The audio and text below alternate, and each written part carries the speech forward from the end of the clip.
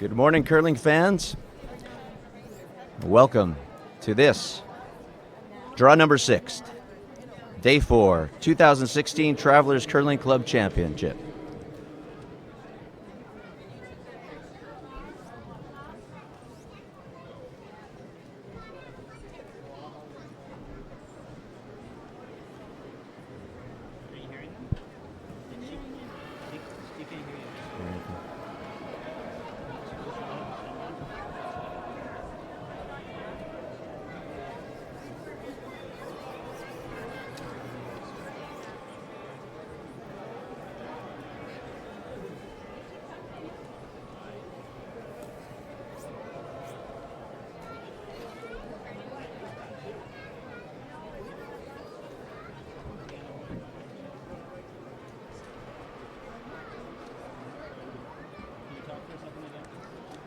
Checking.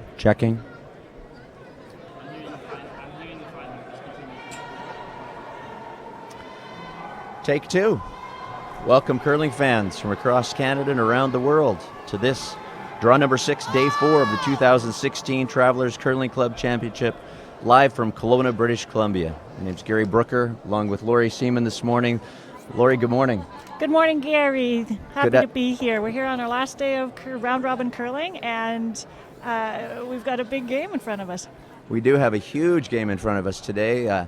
Really meaningful for both these teams. On the ladies' side of the draw, we have Team Manitoba, skipped by Tracy Andres out of the Fort Rouge Curling Club in Winnipeg, sitting at 3-1. This is a important pool game for them against a team from Northwest Territories, skipped by Kristen Thompson, and sitting at 2-2. Really important, obviously, for Northwest Territories to get a win here today.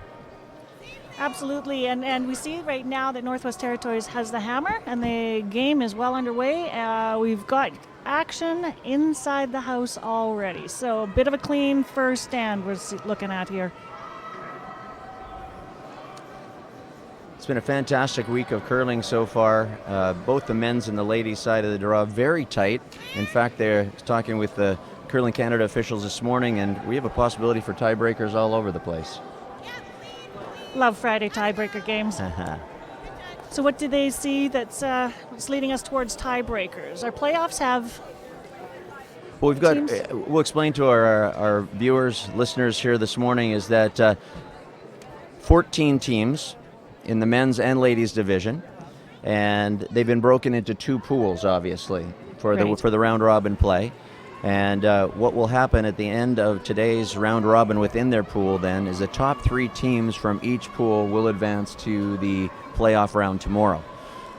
So the first team in each of the divisions, respective divisions for men's and women, will go right to the semifinal tomorrow evening, Friday evening here at the Kelowna Curling Club. Right. While teams 2 and 3 will cross over to the opposite pools and play in the quarterfinals tomorrow afternoon. So if there's any ties in terms of those top 3 positions, especially for second and third, obviously, that's when the tiebreakers would come into play for tomorrow morning. We'll look at that a little bit later in the game to see, as these games shape up here today, what the possibilities are for tiebreakers and for the playoff situation tomorrow. Excellent. Okay. Thanks for that explanation. Looking forward to see how this all shakes out. So as we mentioned, we have Manitoba, Northwest Territories here this morning, and this all-important draw number 4. Draw 6, on day 4. Draw number 6 on day number 4. They've been keeping it fairly clean out here, just exchanging hits and one rock in the house.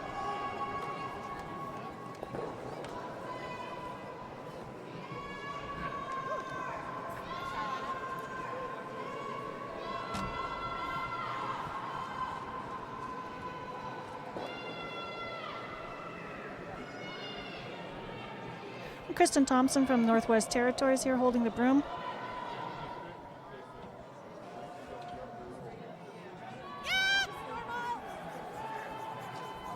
Asking second, Alana Jansen. Again, just throwing the out-turn hit.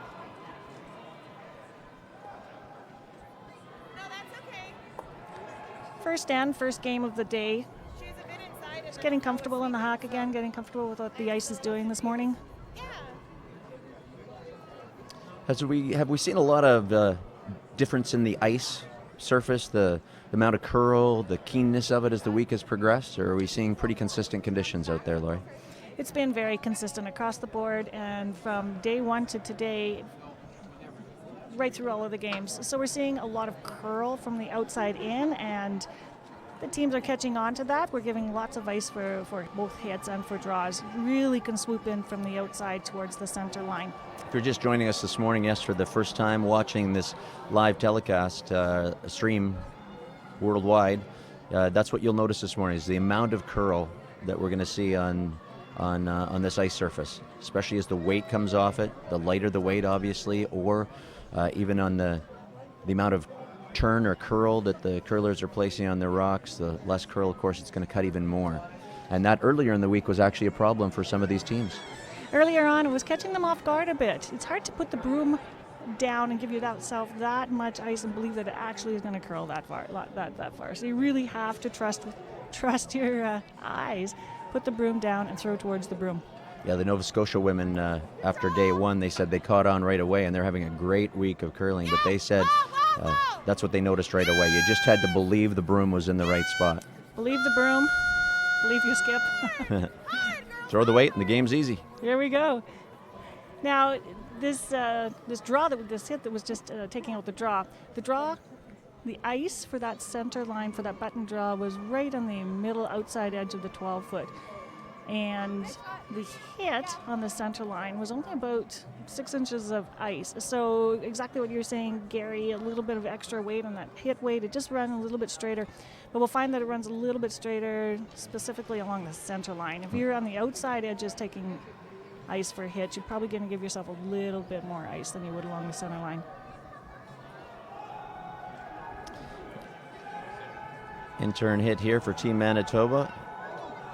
Oh, that one just, as he's mentioned, it's going to curl, even with that kind of weight. Even with that kind of weight, yeah. It's Crystal Kennedy, a third for Team Manitoba. She's a lawyer at Legal Aid.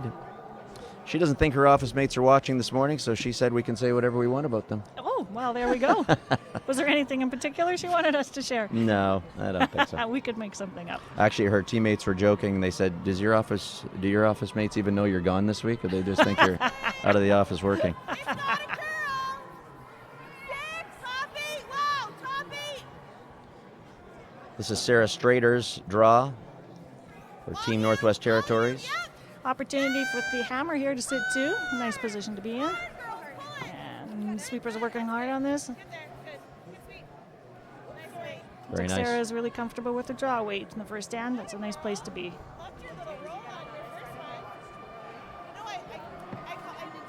Gary, I wonder if your office mates know where you are today. Be very, very quiet. To play to the wings because it's harder for them to hit. No, he was fine. It's pretty predictable for curl. Just heard the ladies. It's nice that we have them mic'd up here today. We'll listen in on some conversations, but we just heard the team talking about the predictability of the curl. Even first thing this morning, they're acknowledging that it's all happening. This is first stone for our skip for Manitoba, Tracy Andres, playing the out-turn hit, hoping for a hit and roll. Maybe even the double. It's going to go cross house. Oh. Very good attempt. That's exactly what she had put the broom down hoping to do. She gave herself less ice. She's looking for that cross house double.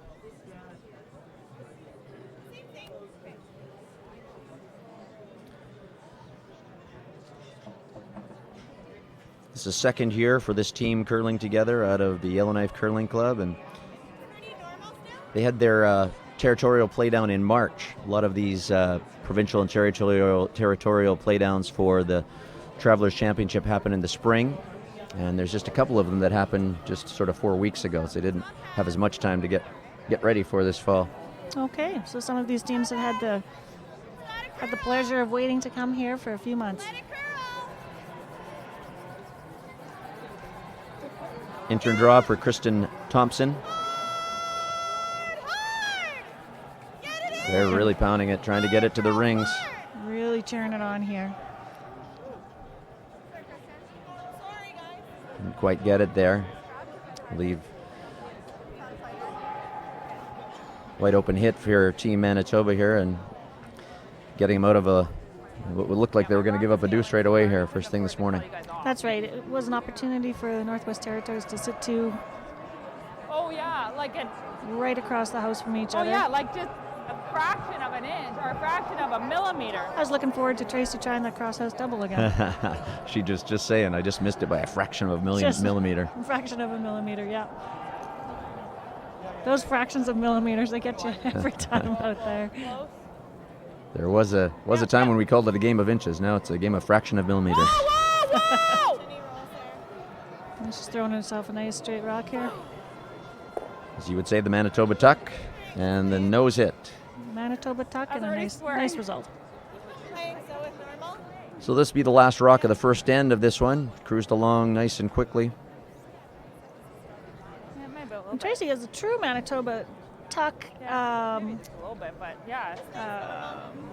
accrement. She's carrying her nice wrapped up straw broom there as her crutch while she's sweeping. Oh, she's throwing. Or sorry, while she's throwing. Yeah, not Wouldn't many wanna straw, see that not many one. straw brooms on the ice anymore for sweeping. At one time, that may have been something they used to sweep with. So Kristen hoping for the blank end here with hammer, the first end of play. And it's on its way.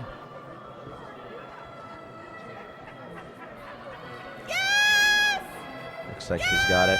Good for her. This isn't the easiest of shots out there. Well done. Well thrown. So no points on the board after this first end. Nice shot. Blank end. Manitoba will throw first again, leaving Northwest Territories with the I know. hammer in the second end. Try to put together a multiple point end here. Earplugs earlier in the Some of our local sponsors, Sandhill Winery here in Kelowna, Gotta find a haircut. Sierra Marketing and Hair is Consulting. driving me mental. Of course, our major sponsor for the week, Travelers. Just a great visionary aspect of this championship to allow club curlers to get to a national championship. We'll talk about that a little later this morning too. Epic Landscaping. Just the importance of sponsors, especially from a local committee point of view, and what we're able to offer for the players this week.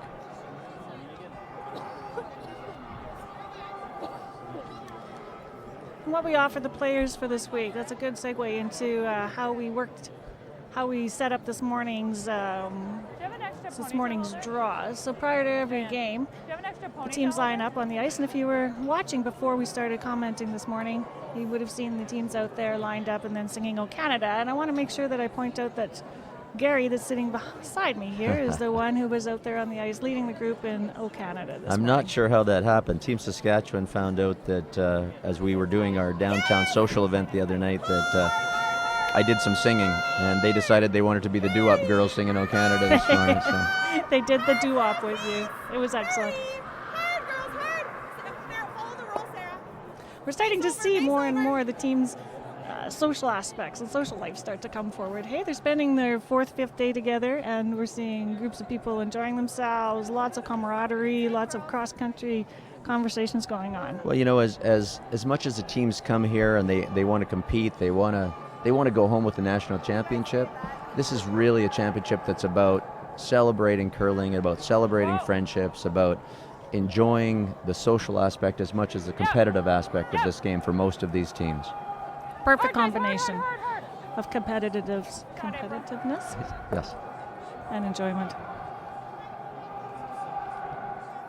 Really grassroots curling philosophy, isn't it? And if you're new to the curling, the Travelers Curling Club Championship and the concept of it, it is really the vision, and it is the actual event to allow club teams from across the country to make it to a national championship. So they'll play off for their club championship. 3 out of 4 of them must have played together all season in a club. so a ladies' league or a men's league in their club. Right. Then they go on, once they finish their club championship, the club championship team will go on to a regional play down. They win that, they will then go on to a provincial or territorial play down. And then from there, we get 14 women's teams, 14 men's teams that come to this Travelers Championship.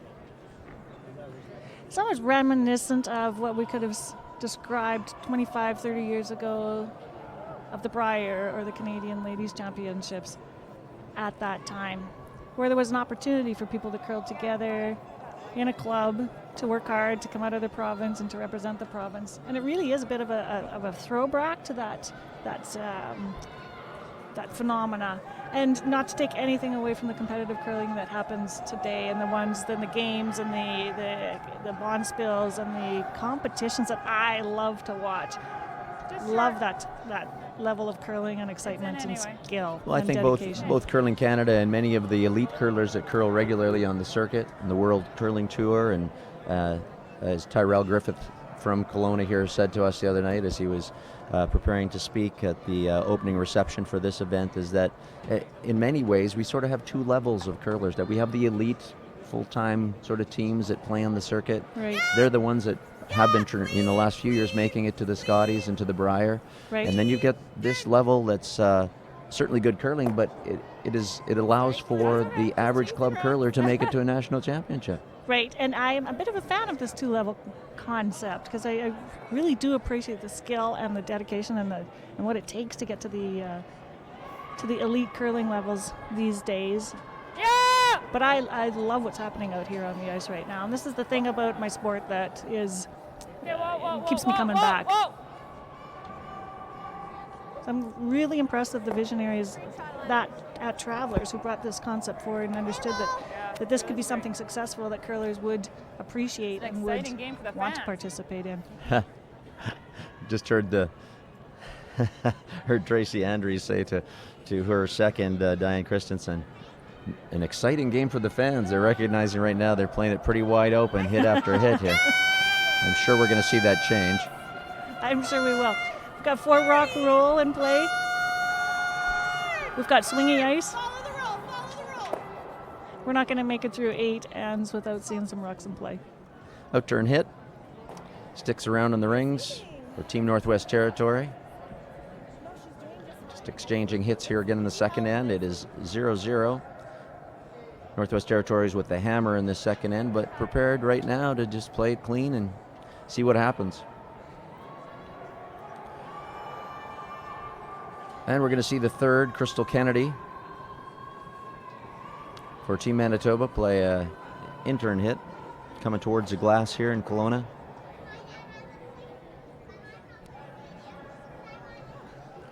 This Manitoba team brought quite the entourage with them. They have 38 fans that made the trip from Manitoba to Kelowna this week. 38 fans from Manitoba. That's fantastic. Fantastic indeed. And interesting fact is that these ladies on Team Manitoba have played together as this team for 20 years. 20 years. That's not that common. That's amazing. And they said actually they camp together as families. They have kids that are similar age. They're all here with them this week. And just the family aspect of this team came through as I met with them to talk about their curling experience. What a great story. That's terrific. Not many curling teams, either professional or in fun leagues, can say that they've curled together for 20 years. Jeez. No, I can't. I can't think of one that I know. That's excellent. That means you actually have to live in one place for 20 years. Hard. And is it going to hang on over there? Just sliding through. 20 years, pretty. I mean, you wouldn't even need to communicate out there. Can't you read each other's minds by that time? You can see this will be a game where they probably won't have any time or trouble with the time that they're allotted to play the game. And what are they allotted to? We will see some time clocks when we head towards the glass. Occasionally we'll catch a glimpse of the time clocks behind each sheet. What are we looking at for each team for thinking time? That's what we call it, right? Right, you're right. This is called thinking time, and they're given 30 minutes each for thinking time, and that involves the after the rock comes to a stop. Take this one for example. once the red rock comes to a stop in the house for Manitoba, then the clock starts ticking for the Northwest Territories team. So that's their thinking time. And once they make a call and the Northwest Territories team's players in the hack and throwing the rock, then the clock will stop. So you can see that yellow's ticking away in the background there. Thinking time for Team Northwest Territories. So they get 30 minutes to complete the game. Skip Kristen Thompson asking her third.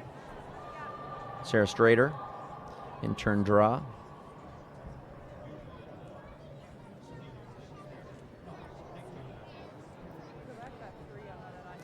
Line's great.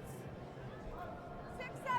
Sarah's long-term partner was flying in today, and his flight was canceled. He was supposed to be here this morning for this game, and so he's going to be flying later today. And she said, "I really hope we're playing tomorrow." I really hope we're playing tomorrow. I really hope we're playing tomorrow then for him as well. That's too bad. And the airport must be busy because every single Manitoban that I talked to that's here visiting all flew in. Wow. That's a long drive, so... You should be able to find that out, shouldn't you? I should be able to find that out. Your day job at the Kelowna Airport? My day job at the Kelowna Airport. Happy to be there. Only a smidge and then it just did its thing. It's a very bossy rock. A very bossy rock. Is Wow, that you what don't I hear heard that you very say? often, yeah. Yeah. To watch and see what that rock does. So the rock did hang on at the back of the rings. Tracy Andres will try to make it go away.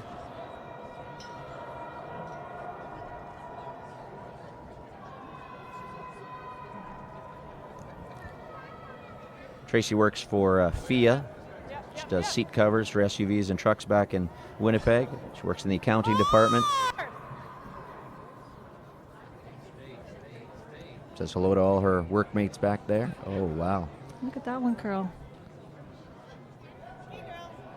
Again, as we've noted, you get them started a little bit, or Right. I even noticed from the front of the house to the back of the house, you need that little extra ice because that last little bit of 6 or 8 feet of curl can actually make the difference between hitting it as a nose or rolling out, or as you saw there, between hitting it all or rolling out. Yeah, well said. That the thing that happens from the outside in with draws and or hits is once it starts to curl, it really starts to curl. So you're right. That extra 12 feet of ice makes a difference from front to back to house. Is it pretty normal? It was keener on this side, hey? Yeah, I think so. That's interesting. Already noting that it's a little bit keener on this side of the ice. Asking and confirming that with her sweepers.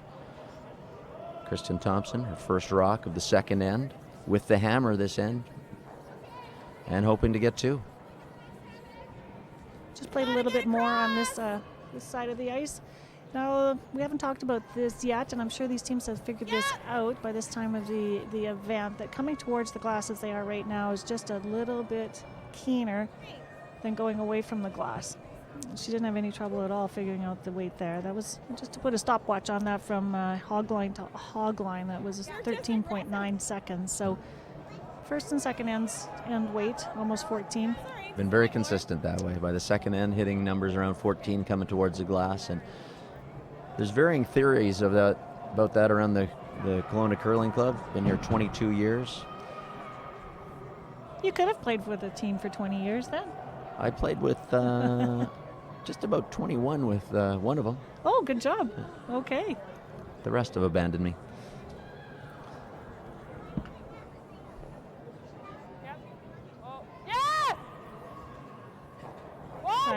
It's a good shot. You can see how they've color coordinated there. Oh, lost a gripper. Okay. That was scary. We had a gripper fly off the bottom of her slider foot. That was Diane Christensen's gripper. What would have happened, Lori, if that gripper would have touched the running stone, the rock that was coming down the ice? Right. Any rock that's touched by anything outside of the, well, touched by anything is called a burned rock, and that rock would be stopped by the players. Taken off. Taken off. So a broom, could be the shoe. A broom, a shoe, or in circumstances like that. And kudos to her, because sometimes when you lose your footing like that, it's easy to just tip over or to move your broom to keep yourself balanced. And she did a really good job of staying out of the way of the path of the rock. So anything that touches the rock. So sometimes, probably the most common, hey, is when you're sweeping, such as they are right now, and accidentally touching the rock Yes, with your you broom. look while up you're and sweeping. you set slight movement. Last rock in the second end, chance for two with the nose hit. It's going to stay, and they do a great job of brushing it. That'll be 2 for yellow. That's 2 for Team Northwest Territories. So after 2 ends of play, we've got Team Northwest Territories, who is at 2-2, desperate need of a win here to stay in the playoff hunt, up on Team Manitoba by 2-0 score. Some of our local sponsors again being shown on your screen. Local committee is composed of volunteer host committee of 8 committee members, all volunteers. That was the other thing I noted this morning talking with the Yellowknife team. They may have only played together for 2 years as a team, but they are all on the board of directors at the Yellowknife Curling Club. They all help organize the business of the club there. They're all dedicated to this sport. As they said, they live and breathe curling in their community. So that's pretty cool. That's very cool. If you get the opportunity to watch their online scrum interview that they're posted on the Curling Canada website, curling.ca, you'll hear them talking about that, about their drive to keep their club alive and to bring new curlers to their club. It's Awesome. a really good story. Commitment. Yeah. Push it. They're having a lot of fun doing it. Annalie Jokela, lead for Team Northwest Territory. Martin, take it out. Okay, good A call. little bit heavy. Decided that they'll just take it through and not mess it up back there. Right, and the reason they wouldn't want to leave a rock in the back of the house is leaving a rock in the back of the house gives Manitoba the advantage.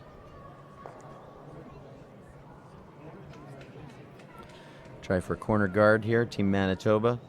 April Clausen works for Solero Solutions, IT company. She's a business analyst for them. And she said that her office is probably watching in the lunchroom right now on their 70-inch TV, having a little pizza party. A little pizza party? Right around. That sounds like a really good idea. So shout out to everyone at Solero this morning. Most of these curlers have been granted time off for the week from their employers, Yeah. which is amazing. They're not getting paid to be here, that's for sure. They're taking holiday time or they're taking time in lieu of. In some cases, we've got some school teachers here that are actually paying for substitute teachers so that they can be here this week, which is amazing commitment to the game. Yes, hard. Oh, it's just I gone think that one sideways. picked. I don't know. Yeah, there's a rare pick there. I don't know if it picked, but it just went sideways. It lost its handle and took off. Something that we haven't seen much of this week at all is picks. The ice is really clean. If you're watching online this morning, hello from wherever you are watching, but also you can check out the standings, you can check out the scrum interviews, you can check out the stories of the week online at curling.ca. Just find the Travelers Championship.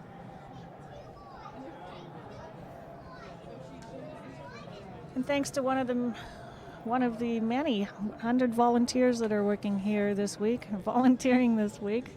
The scores are live scores, and they're uploaded by volunteers who are working here right now. We'll update periodically, but yeah, you can watch the live scores end by end on curling.ca. This is okay. Definitely going to get some action in play here. We're not just hitting in the house this end. This is end number 3, 2-0 Northwest Territory lead over Team Manitoba.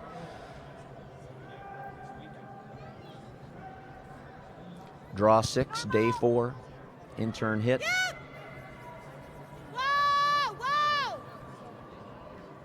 Good throw.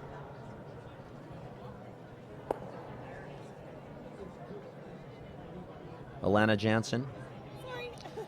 nosing that guard, and now we have 3 guards in play. Some options here for coming around and putting some rocks into play in the house. And Tracy's elected to go to the outside here. Second for Team Manitoba, Diane Christensen, education assistant. She's grateful to her administration for allowing her opportunity to be here this week. Shout out to Samuel Berlin School Hello, Samuel Burnham School.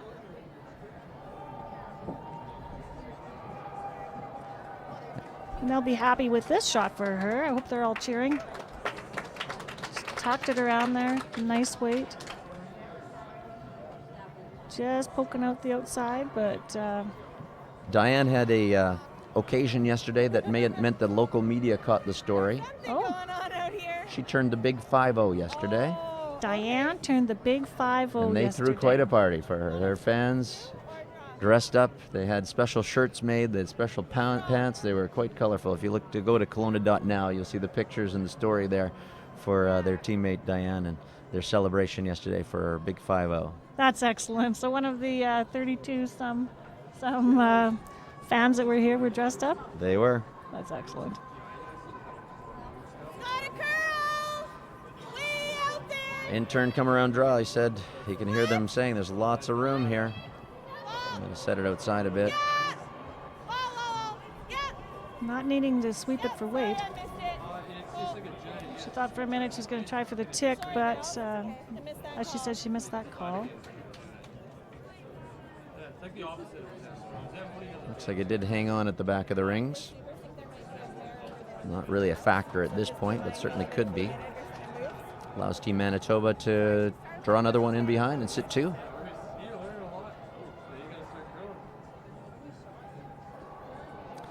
There's the birthday girl. Throwing her intern draw, trying to get another one tucked around there for Team Manitoba.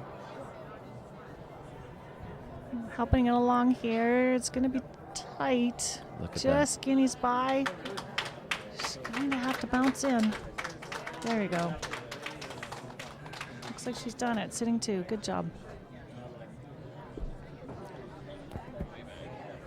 Looks like they're going to be able to go after the open rock through the port. This will be Sarah Strader, sorry.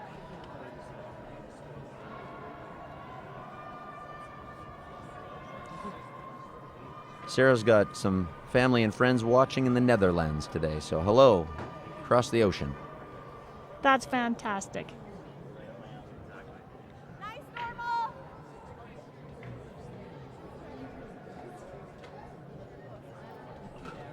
Out-turn hit through the port, waiting for it. Needs to curl up just a little. Nice shot, Sarah. So did take it out. Manitoba still sitting 1. Nice shot. Got a decision to make now, Lori, with the guards situated the way they are, and their last draw sitting at the front of the house, a little tougher to get around.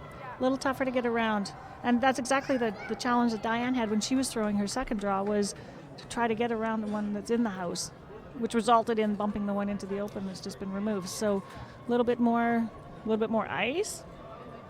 Try to hang it on that center line just a little bit longer. This is the center line.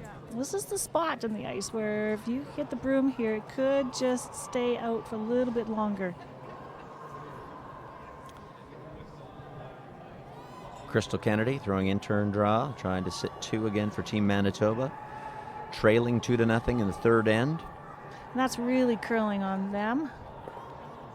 Just a little light, eh? And that's what we were mentioning earlier. That was so weight sensitive. Yeah. You can almost tell when they let it go and how it starts to curl, whether they're light or not. Yeah. It curled early. It could be an indication of how light it was, or the other thing that you have to be sensitive about on this ice is it will grab a rock that has a bit of a lazy handle on it. If you have a lazy release on it, it can sure send it sideways fast. Sarah Strader. Looks like they're going to try a draw here, get around.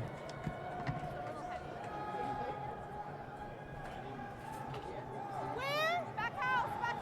Asking for how much weight they think that the sweepers think that the rock has. Still 7-8. 8. Still calling it 7-8, and Finish it. Hard. Now it's digging in. Hard. what they're talking about there is 7, meaning the center line, or the tee line there. Let you go close. 8 being the back 8 foot. Teams have numbering systems often for where they think the rock is going to end up, and allows the skip and the sweepers to communicate back and forth. A lot of the teams playing at smaller clubs commented earlier in the week how loud it is out there with 12 sheets of curlers going, and they've had to come up with other systems to communicate because they just can't yell over top of each other. That's exactly right. And Kelowna Curling Club is a wonderful facility, a big facility, 12 sheets of ice that are active out here. And a flat ceiling, so noise bounces around in here. It's quite loud, and until you get used to it and figure out how to communicate with each other, it can be a challenge. Well, that's interesting. They certainly picked something up or took off right away. They're actually concerned that maybe there's a spot there in the ice that something's happening, because that's the second rock in the same location we've seen something happen with. Exactly the same spot. So they spent some time cleaning and taking a look closer at the center line there. So it overcurled, it racked on their own guard. Not a bad result for what happened, pushing their own into the rings. Not shot rock, but certainly causing some discussion now because it is second shot. And they can't really ignore that. They're going to have to pay attention to it. Is that fair? They're thinking they need to put up a guard, protect their shot rock. If I have to show her something, I'd rather show her the more through the port, right? Close this off. Maybe a bit more. I don't know how it's going to swing here because they keep diving. This is good. I'm going to throw a nice 2-3. So she said she's going to throw a nice 2-3, meaning a longer guard? That's right. So the system that they're using, a number of teams still use, is a system that Randy Furby's team came up with a number of years ago that helps you communicate where you want to go without using a whole lot of words. So if you were to split from the hog line to the back line into 8 sections, you would call the hog line to the house area 1s, 2s, and 3s, with 1 being just over the hog line and 3 being closest to the house. And then the top 12 ring would be 4, top 8 would be 5, top 4 would be 6, and button is 7, just behind the button's 8. Saying it has to curl. She's got a long way to go if she's hoping to guard. You could hear her talking before her shot about not sure what ice to take here because it can just cut across so hard on them. So it is coming hard, but will it come far enough to protect their rock that is shot rock on the tee line? Wait, she's not going to be happy with the result though. Still scratching her head a little bit on where to put the broom down. Sorry, just way too much ice. Way too much ice, she's saying. That one seemed to curl pretty normally, just wasn't trusting. I'm not sure that there was something. One definitely picked, but 2 of those at least I thought had pretty lazy handles, which certainly can... Really unforgiving ice when you have a lazy handle on this ice. It just starts curling and it's the sweepers can't do anything with it. The ice takes control and has its own mind, sends it sideways. Team Manitoba trailing 2-0, but trying to set up for at least 2 here. Tracy Andrews, her team from the Fort Rouge Curling Club in Winnipeg. This will be an out turn for her as she's a left-handed thrower. Playing a raised takeout, raise back takeout. Her red onto the yellow. They're sweeping it hard. It's really curling. Center line. And you can hear some of her fans here that are cheering her on. Beautiful shot. Looks like she's sitting 3 now. Yeah, it really was a beautiful shot. And the end result is just perfect. Rock in the 8-foot, almost guarding her rock at the back 8-foot. Really nice result. Just nice normal. Punch it back, hopefully catch the other. 2 rocks remaining in this third end. Cruising along here. So Kristen's taking a look at throwing the double here. She'd love to get a double and possibly even a roll. Switch it up a little bit and leave Team Manitoba with a bit of trouble to try to get 2. And that shot is there. If she can hit the outside of it, an outside double, she would flop behind the, somewhat flop behind the long guard. Turn hit. Here it's on its way. They're sweeping it. That's a good indication. She's close. Oh, might have just overswept it. Just on the outside a little too much. She needed to curl up just a hair. So she's left, right? She's left them sitting 2. It'll be an open draw for 3. They're looking at which turn they want to play with the amount of curl in this ice. That's you'd say, well, you just have to put it in the rings, but you got to get it there. Sometimes it's not as simple as you think it should be. And she's, as we saw, she's a little spooked by the ice. So draw for 3. Gonna go to the outside. A little bit further out than we've seen anybody throw yet. And the Watch- idea is, if Gary, if you're throwing a draw to the house, you want to stick to ice that you know. Times have been pretty consistent from the edge of the 12 to the edge of the 12. We'll see what this looks like here. There won't have been a rock in this game yet, this far out. I think we called this end the right way. We just had some unlucky picks. But they had some too. Tracy Andres, her final stone in the third end. Draw for 3 for Team Manitoba. Presently at 3-1 in their pool. Top 3 teams in each pool will make the playoff round tomorrow.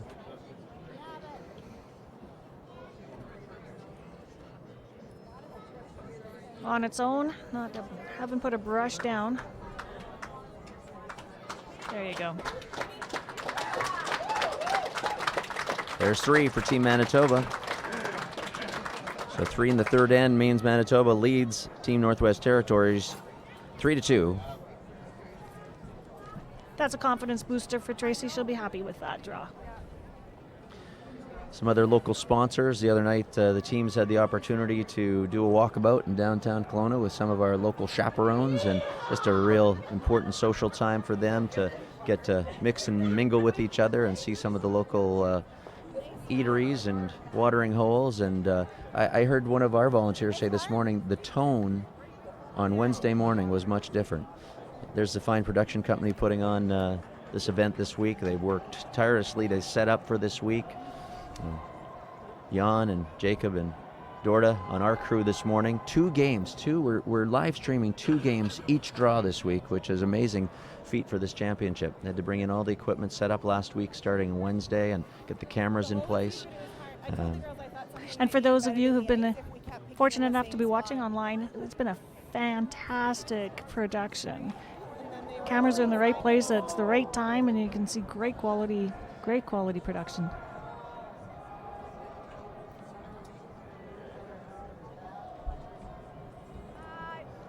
So that's really fun that the volunteer noticed a change in atmosphere after the social events, and it's kudos to the people that work really hard here to make sure that everyone's enjoying themselves. It was actually our hospitality committee person mans the hospitality table every day for these teams. Jan Martins was saying this morning, she said the volume of just talking on Wednesday morning. I was expecting her to say maybe everybody seemed tired, but no, she said there was just an enthusiasm level of these players that had enjoyed themselves, that were getting to know one another, and obviously spending time talking. Sharing stories, chatting away. That's terrific.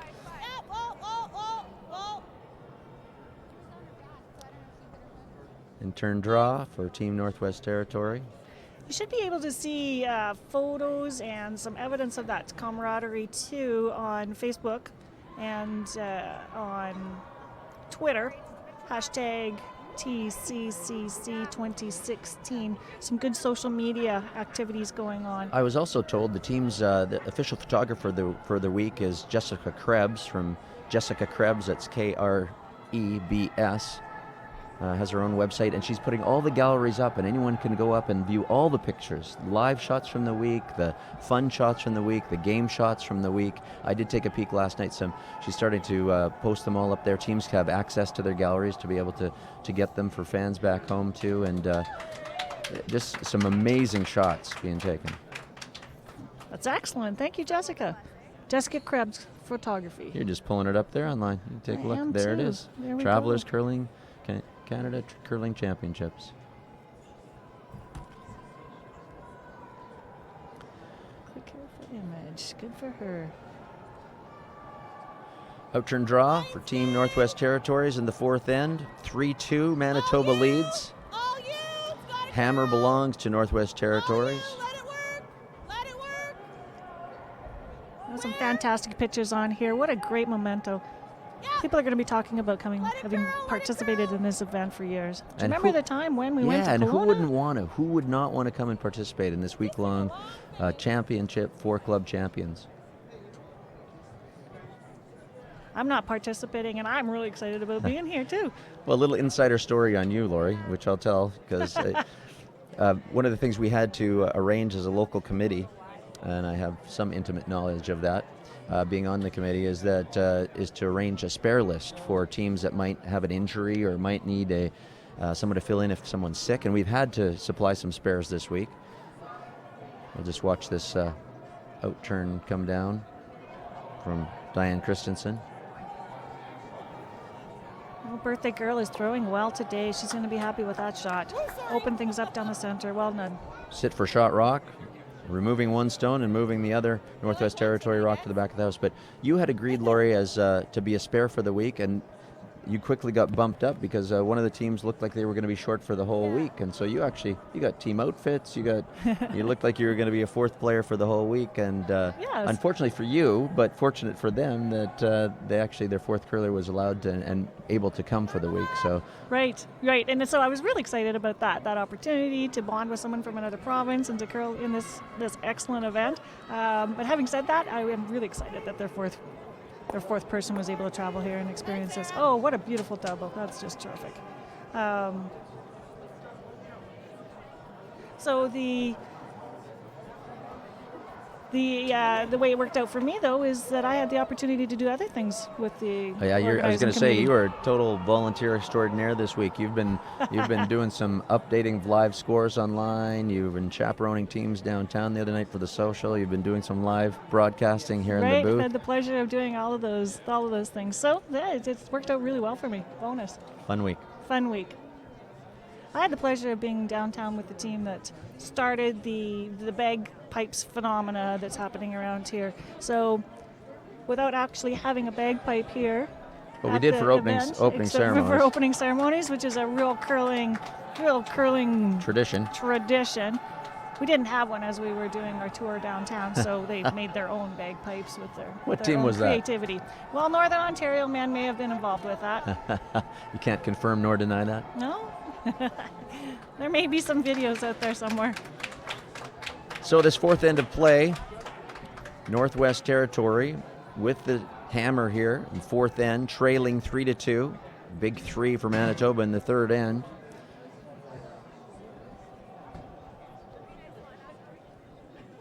This is second. Alana Jansen works for the government, Northwest Territories, Department of Health and Social Services. She's a senior health analyst. She wanted to say hello to all her friends from across the country who are watching today. Let it work. Nice draw. That's terrific. Behind the guard and corner frozen. Preoccupied with Nice weight. the fall on Newfoundland. The woman that said that she fell again. I think. This is third Crystal Kennedy for Team Manitoba.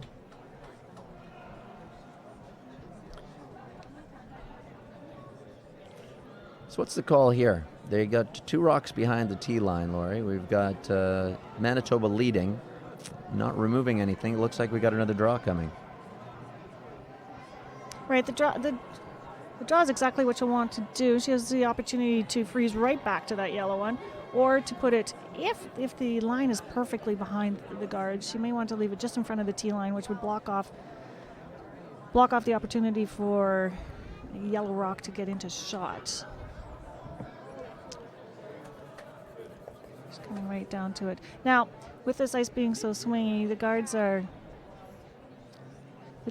are not protecting rocks behind them 100%. You can throw a little bit extra weight and get at rocks behind guards and move them quite easily.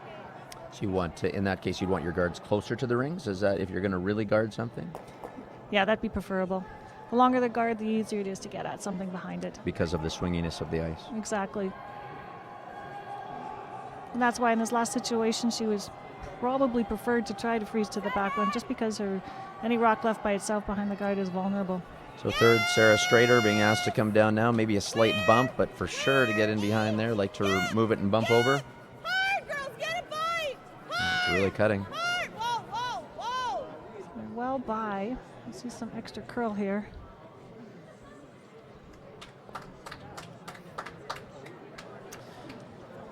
Everything behind the tee line, giving each other opportunity to freeze in there. That would have been pretty good if we didn't have to switch for Northwest Territories sitting 1 with the hammer.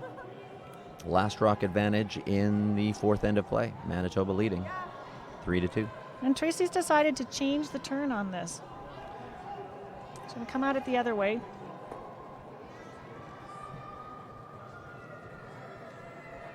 Thinks this will give her a better opportunity or advantage to freeze in there. Again, if you're looking for updates on all the scores on the other sheets, we're going to give them to you as we start end number 5 here, after we go to the break. But we'll also tell you can watch end-by-end updates on curling.ca. we got a little bump. Right, so each of the games here are 8-end games, and there's a break. There's a 3-minute, 4-minute break at the fourth end. So in turn, very nice shot. She got to shot rock there, Lori? Just trying to take a look here over top. It looks from up here that the red is just barely shot.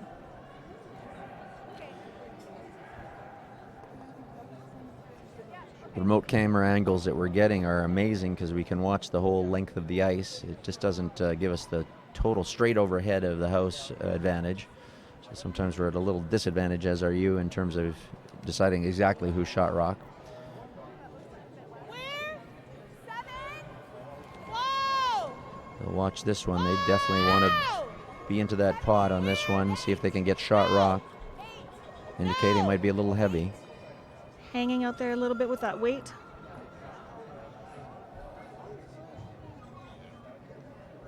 Kristen's really trying to get it to curl over. Well, Shot rock. Great opportunity for Team Manitoba to take away a multiple point end here for Team Northwest Territories by getting into that pocket.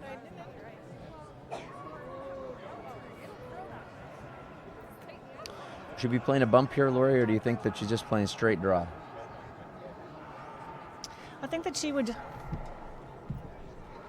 she'll want to come into the top of the button. If she could place it just on the center line, just close to the pin, she'd be in a pretty good position.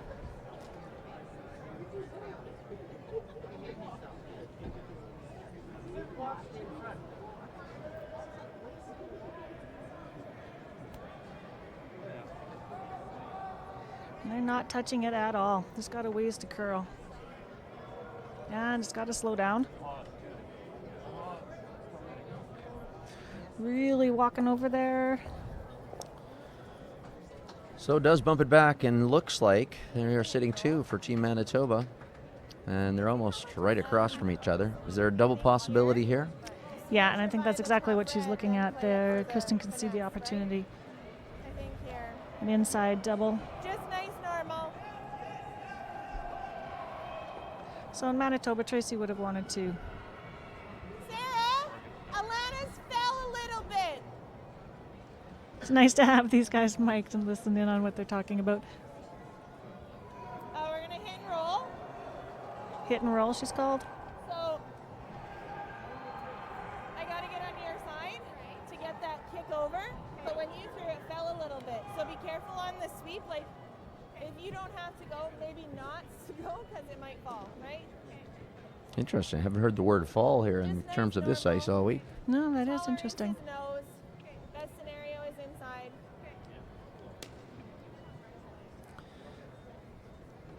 It's the first rock for Team Northwest Territories skip. Kristen Thompson. It's her out turn. It's a lot of weight coming down.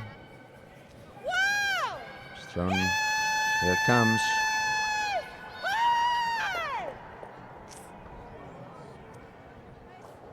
Not a bad result. Not a bad result Right at all. sweep. She hit it where she wanted to hit it. Does bump her rock back a little bit, but she is sitting one.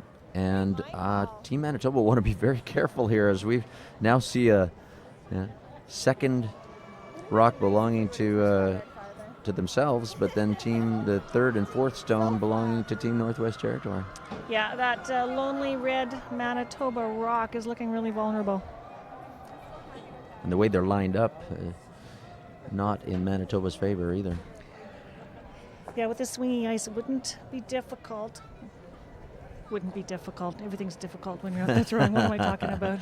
There's an opportunity to, with a little bit of weight, get around that guard and bump that lone rock out of there. Attempting to throw a guard here. Her last rock. Fourth end of play. Team Manitoba leading 3-2, but Northwest Territory with one rock remaining. Oh, she's tight there.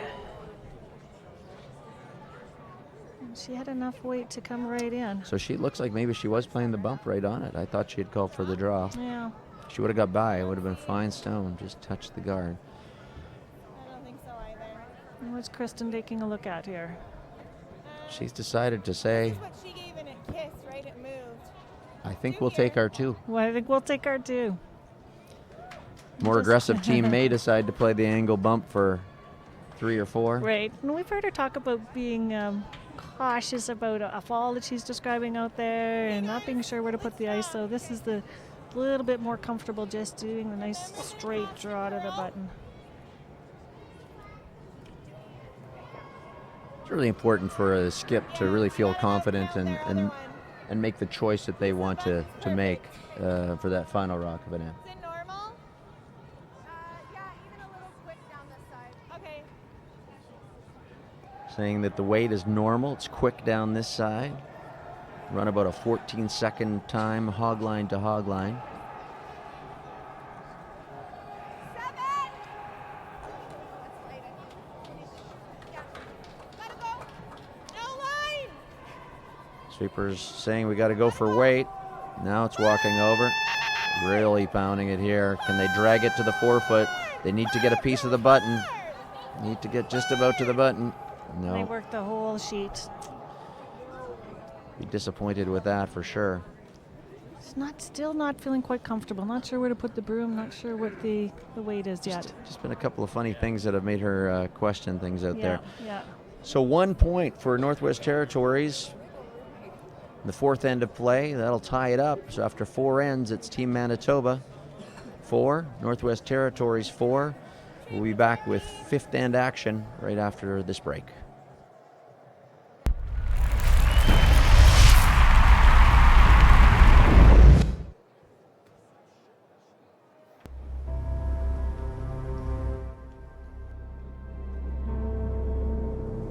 One might say I was born to overcome challenges. 2 months premature, in and out of the hospital, and a heart condition. My parents call me their miracle baby. As with all survivors, I searched for my place in this world, and I found it here. This pebbled ice is where I battle now, and at only 12, I am already a 5-year veteran of this sport. I have my sights set on the Olympics. I will push hard to get there. The only size that matters in this sport is the size of your dreams.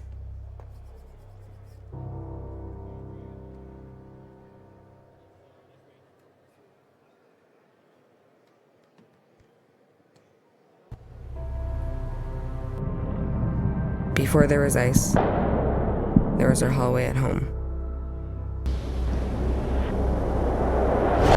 I was always the shy, quiet kid who loved math. But when I saw math come alive in the geometry of the game, I found my passion and my voice. It's a game of precision, a game of inches. It's the equation that now defines who I am.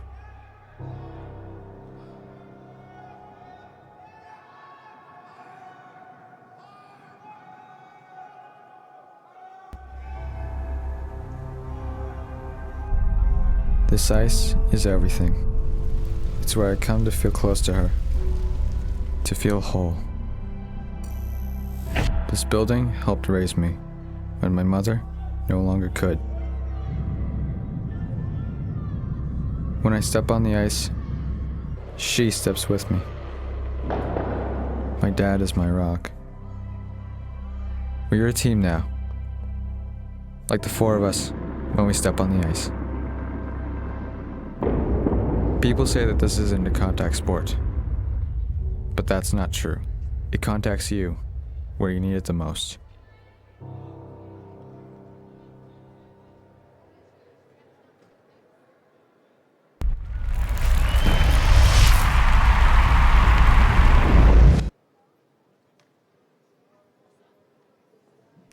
And we're back with live coverage of the 2016 Travelers Curling Club Championship from Kelowna, British Columbia. Welcome to our viewers online from around the world and across Canada for this Day 4 coverage, draw number 6. It's really a day that's going to determine who's in the playoffs tomorrow.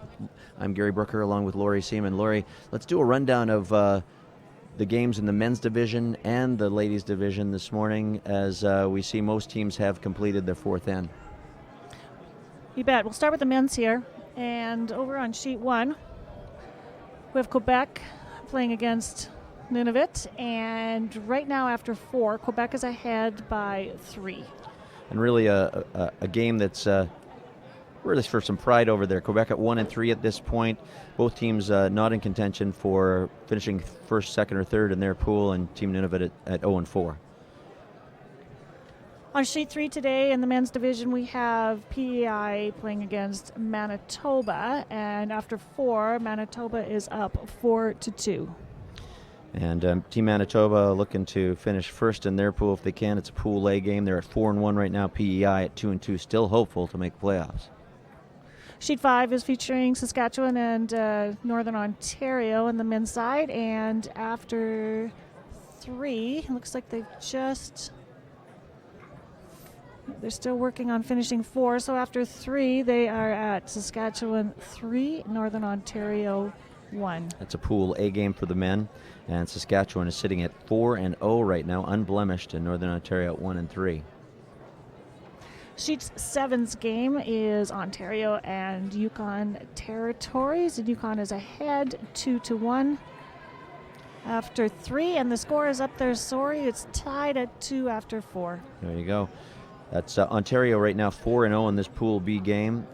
Yukon Territory at 2-2. Sheet 9 is Nova Scotia playing against BC, and after 3, we got 2 rocks left on the fourth end here, but after 3, it's a score of 3-2 for Nova Scotia. It's been Nova Scotia the last 2 ends. They've stolen here in the third end. It's a Pool B game in the men's division. Nova Scotia at 2-2, BC at 3-1. On sheet 11 is Northwest Territories and New Brunswick, and after 3 ends of play, Northwest Territories are up 3-0. Northwest Territories at 1-3, New Brunswick at 1-4 in a Pool B men's game. Again, if you want to follow the standings online or look back at the scores from the week, you could do so at curling.ca.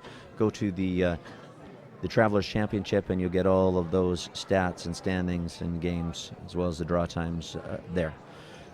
In the ladies' side, we've got on sheet 2 today. This morning, Alberta is over Nunavut 11-1 after 4 ends.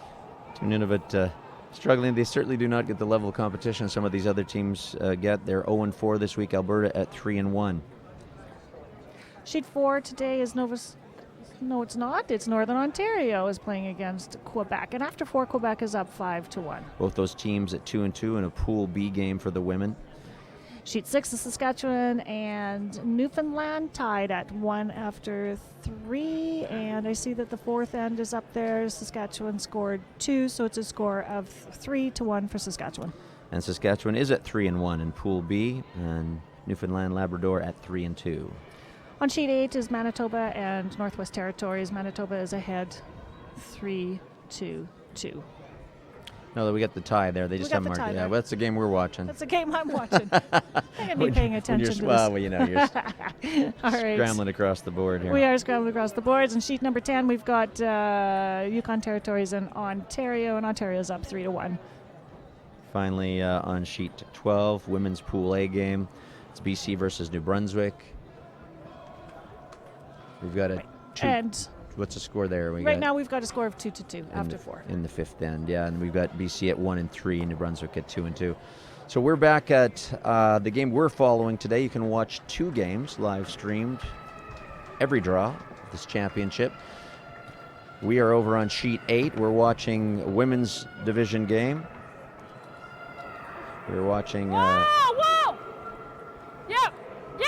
game from Pool B. Manitoba, Northwest Territories tied up 3-3 playing this fifth end, and so far we see that Northwest Territories, well, now sitting 2 after a bump up. And joined in the broadcast booth by the chief umpire for this event, Patty Caldwell. Good morning, Patty. Good morning. Thank you for taking time out of your busy schedule downstairs at the ice level to join us. We know viewers are watching from around Canada and around the world this championship, and we've even had some questions about, well, how many volunteers, how many officials do we need for an event like this? Well, there are 6 umpires chosen by Curling Canada who are here, and we are from Curling Canada, and then the volunteer organization also have volunteers, and they do all of our timing for us, and we're very appreciative of that. So I think at last count we had 36 on the volunteer list for timers and also doing some of the online updates. But in terms of the umpires, what's the main role of your umpires that are here this week? What are they watching for? What's their duties? So our Curling Canada umpires, we're out there to measure rocks, interpret rules, help the teams if there are questions, and certainly looking after our censored handles. Now, not all the sheets of ice are using the censored handles this week, just select sheets. That's correct. We only have 4 sheets that have censored handles.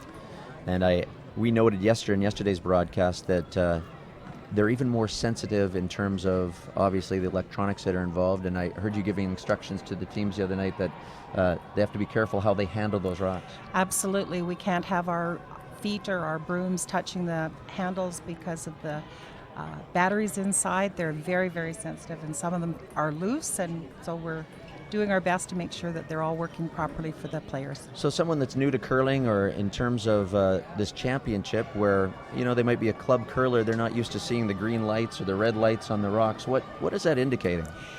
So each player, when they get in the hack, they have to do what we call set the rock, which means that they ignite it, and it comes up as red, and then they let the rock go, and then they have blinking green lights. As long as the rock is released before the hog line, the green lights come on and tell us all is good. If the red lights come on, we have a small problem that we have to remove the rock because we've had a hog line violation. So did the players themselves then remove the rock as it's heading down the ice? They stop the rock, yes. Wow. Have we had any hog line violations this week? No. Wow. It's been awesome. That's great. So that would be new for most of these teams playing at a club level. They would never have the opportunity to play with blinking lights. Absolutely, not unless you've got a club that's very rich and have purchased them. Are you aware of any clubs in Canada that actually for league play would do that? No. Yeah. Wouldn't be the normal.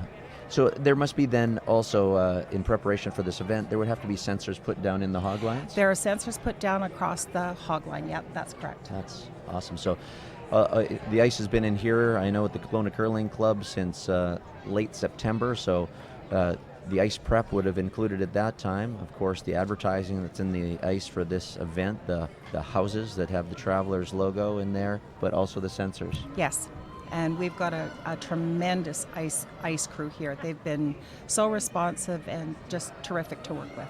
We've had great comments from the players about the ice and the consistency of it, lots of curl, keenness has been holding up. For sure. The players come off and say that every single game, that they love how much swing there is to the ice and how consistent it is for time. Just one other thing we were commenting on, a lot of the players have the same colored heads on their broom. Yes, And that's with regards to the new equipment moratorium that came out from the World Curling Federation and Curling Canada has adopted. So there was some, I guess, controversy or questions last year, and the variety of broom heads being used, the fabric or the materials being used, having different effects on the game, and so there was a decision by the World Curling Federation on what could be officially classified as a broom to be used. That's correct. The World Curling Federation had a summit, and some of our very greatest competitive curlers from around the world participated, and they came to a decision about the type of material that would be used regardless of the vendor. Fine, almost double takeout there, but certainly hit and roll and bump for Team Manitoba in this fifth end. In terms of the heads, I did notice on the day when the teams came to practice, and your umpires were checking broom heads. Yes, we were. We also marked all the handles, because the rulings now are that players can't exchange brooms. If a spare comes in the middle of a game, that spare uses the broom of the player they're replacing. So each of the brooms have been marked with a color that designates what position they're playing. Very interesting. I want to say thank you very much for your work here this week with all of the officials. You're even run a training clinic for some of our timers the other night, and you have a great crew. They're very easy to get along with, and we're thankful to have you guys as part of this event. So thanks very much. Well, thank you very much. We're really happy to be here. Thanks. It's Patty Caldwell, chief umpire at this 2016 Travelers Curling Club Championship, and taking time out of her schedule at ice level and her duties at ice level to come and join us in the broadcast booth. And she vacates the seat, and back in it is Laurie Seaman. My name's Gary Brucker. We're excited to be part of the broadcast this morning. This draw number 6, day 4, really determining who will be in the playoff round tomorrow. Last 2 draws of this round robin, and some excitement here, Laurie, in this fifth end of play as we enter the second half of this game. It's been a really good end here so far. We've had some rocks in plays, rocks out front, and some draws through a port, and a hit through a port that's ended up with a double. Now Manitoba is sitting 2, and the last shot was a bit of a miss on the Territories hit, and I think that there may still be some struggle with exactly where to put the broom down out there. Nice draw there from Crystal Kennedy. Out-turn draw. Now sitting 2 for Team Manitoba. Let's see if we can listen on the discussion between our Yellowknife third and Skip.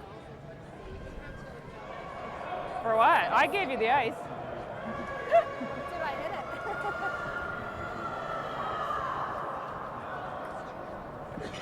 Yeah, probably just a little bit too much weight, right? Because it would have taken the curl and we could have swept it, right? But that's fine. This is what I was giving for the draw to get around. A little secure. Yeah. It seems to.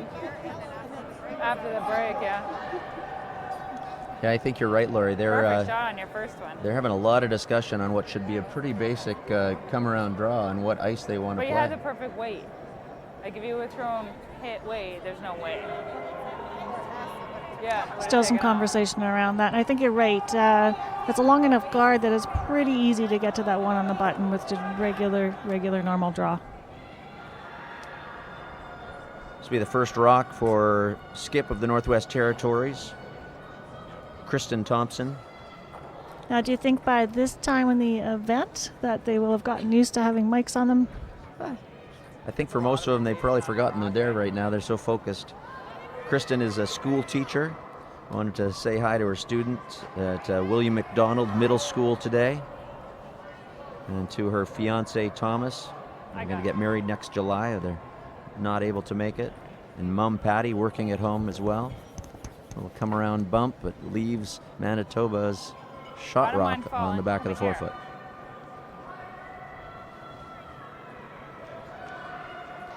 Kristen's weight was nice for the tap back if she was looking to get to the nose of that Manitoba rock and pump it back a little bit. If she was looking to come to the face of it, she was just a little bit heavy. So great opportunity for Team Manitoba to put some pressure on here. The hammer in this, the last rock in the fifth end of play, 3-3 tie.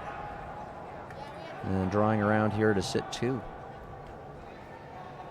Or are they playing the hit to remove it? Did you see what the final decision was? Or I think looks like we're going to be playing the hit. Hit to sit 3. Oh, The hit to sit 3 there, that's right.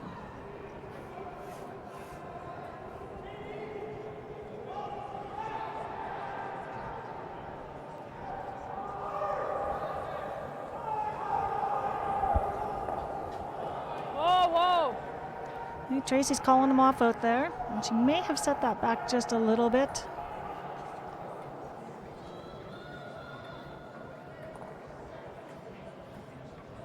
Right, so outside a little bit, hit and rolled out. No, Stu took it in turns narrow.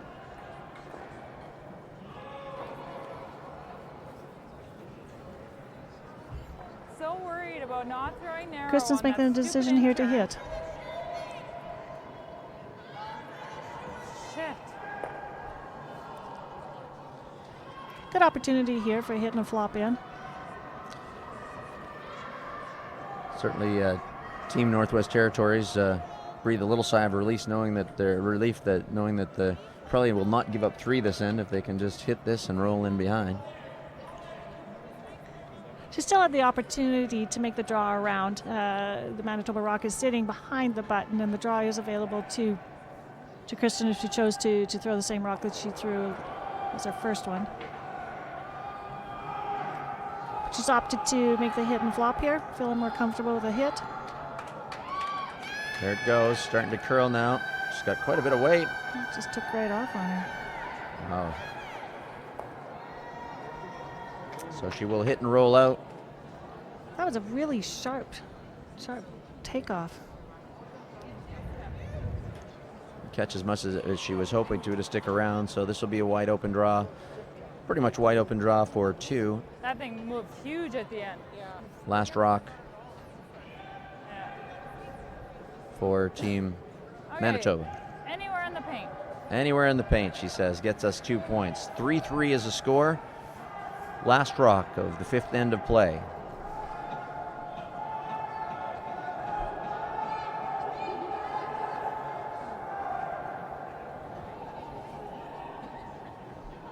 Easy. It's on its way. Skip Tracy Andrews, Take a look. Looking for the paint here. her team from the Fort Rouge Curling Club in Winnipeg. Sweeper's just keeping it clean. Feeling pretty comfortable with that. Not too worried, it looks like. Very nice draw. Diane. There's 2 points in the 5th end for Team Manitoba, who will now go up 5-3 on Team Northwest Territory in this ladies' game. Day 4, draw 6. Some of our local sponsors again. Yeah. Tim Hortons providing the coffee for all the volunteers. Your rock 100 just plus took off. volunteers this week taking part locally. No. City of Kelowna with a nice grant to the curling club for this event. B&A, a local pub and eatery very close. The teams are commenting how nice they can go upstairs and play bocce there as well. They can, and you'll see a picture of that posted as well. GC Tree Fruits. And our production company doing great work this week, New Horizons. So as we begin this 6th end of play, 5-3, Manitoba lead. Do you think we'll see any more gambling from Northwest Territories really trying to score here in the 6th end, being down 2? Being in the 6th end, it's really a good, that's what you would like to do, is score in the 6th end. Scoring on the even ends and scoring on the way home is an ideal game. Northwest Territories needs to put some points on the board. They're not just feeling comfortable. I can just sense that they're not comfortable with the ice. So will they gamble? That's a good question. Team Manitoba playing their first rock. This is lead April Clausen. She'll want that one to stop outside the house. Just in time. Nice tight guard. 2 daughters here with her as well as her husband this week, Holly and Grace and Darren. She was telling me this morning that their other family member, their dog Max, is back at home, might be watching today with their dog sitter Lorette, and I want to say thank you for staying home with the dog. Hello, Max.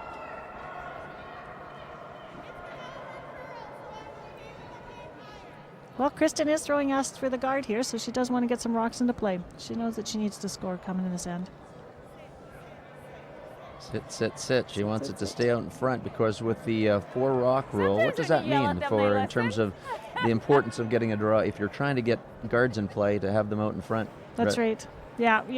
The 4 rock rule allows you to have 4 rocks in play before any can be removed if those rocks have been left between the house and the hog line. So it gives teams, especially teams who are behind, an opportunity to junk it up a bit, put some guards out front, and this nice swingy ice, get some rocks in behind it and score some points.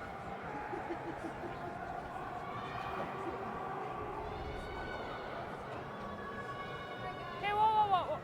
Short's okay, guys. Short's okay. That's okay. It's not going to be here. That's good. There we go. More guards. Seems like Tracy Andrews and her team from Manitoba, she said, that's okay. We'll leave it up front. We'll play along here. We can play the junk game too. We'll get some guards in there. Or we'll get some guards. We'll get some draws. Lots of ice out here for this come around.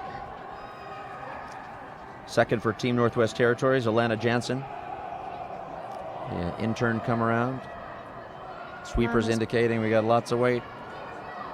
If you recall, we talked earlier about the slope towards the glass here being a little bit quicker this way than the other way. I started to comment, and I didn't finish that there's varying theories, having been here for 22 years, on why it is a little quicker towards the glass.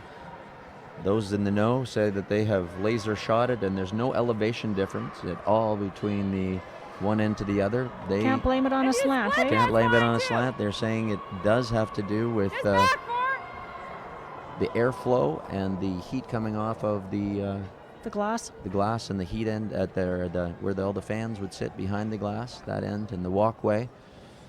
But generally that has been the case. Not the gravitational pull of the moon or anything? Yeah, like it could be that? the lake. We talked yesterday, mountain versus lake. Mountains. Yeah. Right, so outside influences the heat off the glass, and I've heard talk too about the wall and the heat that hits the wall changing the way the ice is acting on the outside sheets as well. Well, certainly an opportunity here for Northwest Territories to get a second rock in behind those center line guards, wanting to score. They have the hammer here in the 6th end of play. They trail 5-3. Lana Jansen's out-turn draw. And if they made it past that guard, that second guard is going to get in the way.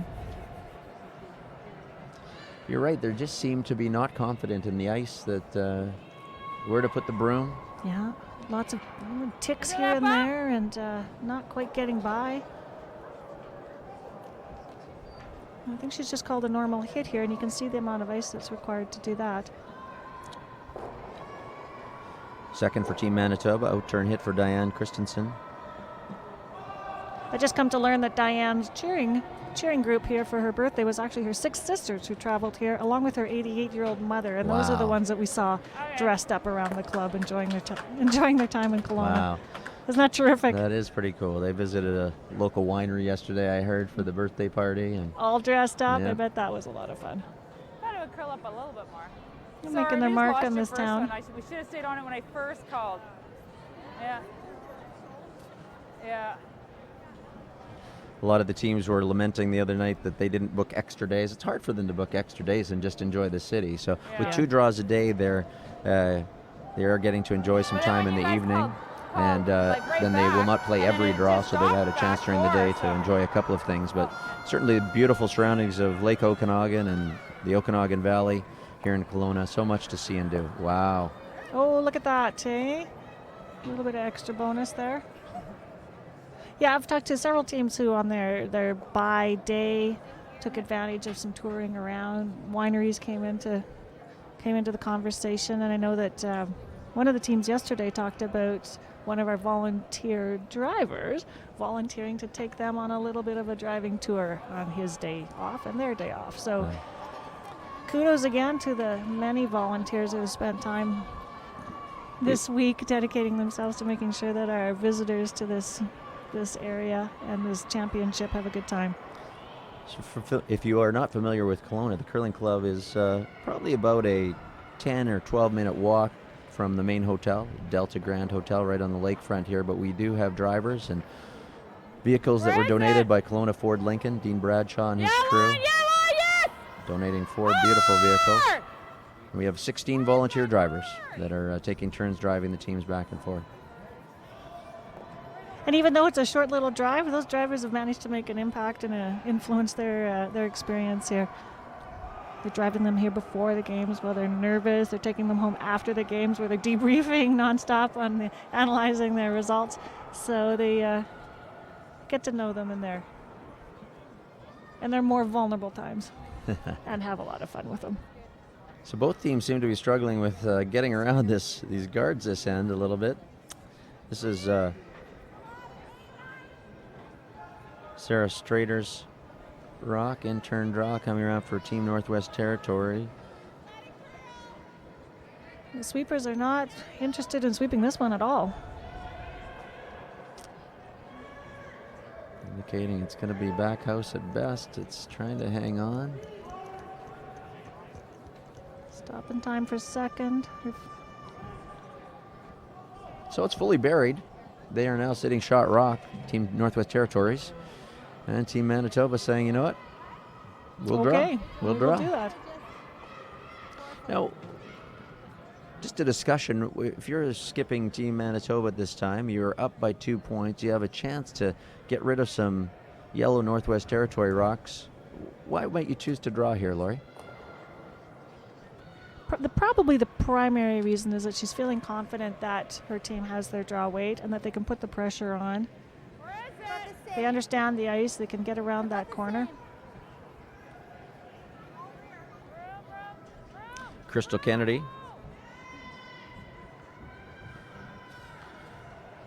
Husband Pat is here with her. Another team member from the Hecla Islanders. We're told the number of the guys' team has a Hecla Islander, a dual sport player, curling and hockey. And hockey. I'm going to have to check out the Hecla Islanders. That was a beautiful draw. So the other reason that obviously Tracy was feeling confident on the team's drawing abilities here, and tucking it around the 2 guards.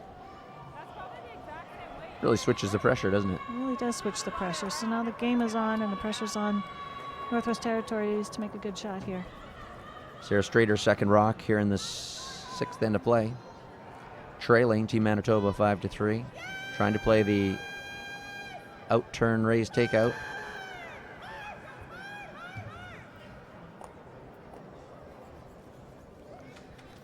Beautiful shot. Look at that. That turned out really nicely. So As called. As called. Sitting 2. Northwest Territories would like to get multiple points here in the 6th end. Tie up this game. If you're looking for the other results, sorry, Laurie, if you're looking for the other results, you can get them end by end on curling.ca, Travelers Championship. Well, Tracy would like to just a nice little hit and flop behind here. Take advantage of that dart. First rock for the Team Manitoba skip in the 6th end.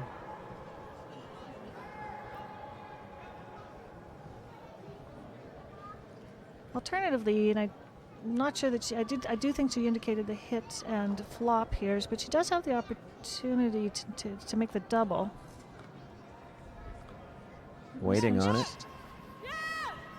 Now sweeping. Maybe one of those situations just a little bit in between. Should we sweep it and go for the double, or should we get the hit and roll? Exactly. Yeah. Is it going to curl up enough to flop behind, and boom, you nose it. With the ice curling as much as it is and being so weight sensitive, it really takes a lot of communication between the sweepers and the third and skip to decide when do we sweep this rock and when do we just wait for it. The cause of many skips' headaches.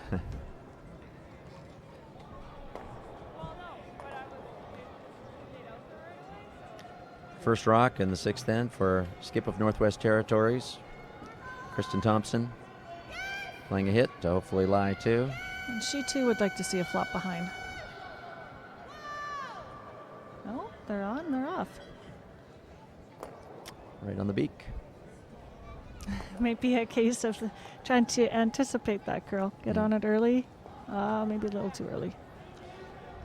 I think that Kristen is throwing a little bit more takeout weight than Tracy on those hits. Yeah, I think you're right. I think the releases are a little bit different too. We'll see a straighter rock coming from Tracy than from Kristen.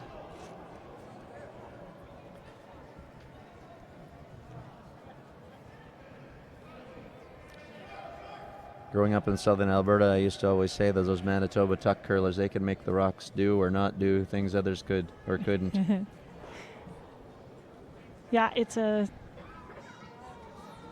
different sliding Style than the flat foot, certainly. than the flat foot and a different release usually. There's a nose hit to be sitting shot rock. You should have to pay attention here to how she hits this rock. If she wants to be sitting two when she's done. So if she noses that rock, there would be some question then that she would not be first or second? Is that what you're thinking? That's what I'm thinking just from the upstairs view here. She needs to flop in to be just a little bit, it looks like, to outcount the back red. So an opportunity for two and to tie up this game for Team Northwest Territories from the Yellowknife Curling Club. In turn hit. They're sweeping it right away. They've gone hard. It's curling. Can they hold it? Oh, beautiful. There we go, a little roll just to ensure their deuce. A little roll, just enough to get two. So two counters for Northwest Territories in the 6th end. So after 6 ends of play, it is Manitoba 5 and Northwest Territories 5. We've tied it all up. Troika Developments, one of our local sponsors as well. Sandhill again. Teams have got the opportunity to just walk a couple blocks over and do some wine tasting. Some are here are at Sandhill Winery. There's our national championship sponsor, Travelers. Do an amazing job with this event. Okapro Automotive, local place in town. Epic Groundscapes. So much support from this community. Coast Copy Systems. Ambrosia Apple is one of our major sponsors at this event as well. Quite an impressive list of local sponsors.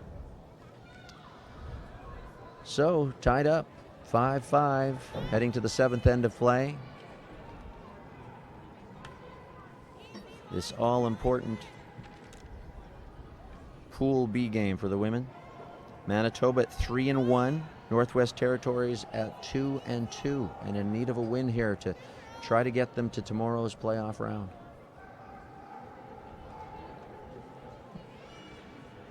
Electing to come right into the rings there. So, only 2 ends left to go.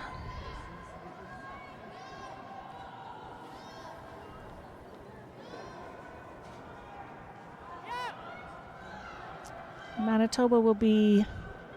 There's a couple options here, but they'll probably want to keep the hammer into the home end, into the 8th end. They wouldn't give up the opportunity to get 2 or more either. So give the opportunity for Annalie Jokela to play an out-turn hit, make the Manitoba rock go away. Annalie works for the... I'm going to try to get this right. Wakaji Land and Water Board. She's a regulatory specialist, and wanted to say hello to all the office mates and colleagues back there. She thought they would be watching today. I guess up there. And friends and family from across Canada and in Oklahoma. And in Oklahoma. Well, not a lot of curling going on in Oklahoma. Oklahoma? I don't know that there is, but there probably should be. I don't know why I know this, but I think there actually is a curling club in Oklahoma. I like the idea. Where the wind goes sweeping down the plain. Oklahoma Curling Club. April Clausen being asked by her skip, Tracy Andres, to leave one out in front of the rings, get a guard in play, try to generate some points. Ideally would like to get multiple points here in the 7th end for Team Manitoba or blanket. When you're playing, Laurie, do you like to be up coming home with a lead without the hammer, or do you prefer to be tied up? Tied up coming home with the hammer is a terrific position to be in. Coming home with a hammer at any time is what your goal is being. Unless you're down 4 or 5. Absolutely. Probably should have tried something different a few other ends ago. So, being tied up coming home with the hammer, excellent. Up 2 without the hammer, not a bad position either. Should also mention at this time, one of the interesting and really dynamic things about this event is that all the teams are asked to bring an auction item for a silent auction that's going on here all week long for the development of the sport. And so what does that look like? That is a terrific dozen tables sitting right behind me that are covered with beautiful items from across our country. So each of the teams have brought items that we have the opportunity to bid on all week long. And for those of you who are interested, stay away from the red parade Olympic coat because it's got my name all over it. There's the neat thing about this is that the team that brings in the most money with their auction items gets to take home a bursary or a portion of the money to contribute to their home club. And I understand that last year the Nunavut team took home a real good chunk of money that's really helped the development in their club. So these items are here. They're not only do you get the opportunity to take home some nice items if you're the lucky winner of bidding on an item, you get to support some development curling in some club across the country. And I think if you check online, from what I understand, you have the opportunity to bid or donate to the team of your choice or in the name of a team in your choice to contribute to that little competition as well. Certainly can. If you go to curling.ca, scroll down the page to championships or go to championships and find the Travelers Championship, you can even donate now. Let's just take a look at that. Do you want to donate right now? For the Love of Curling fundraiser, it's called.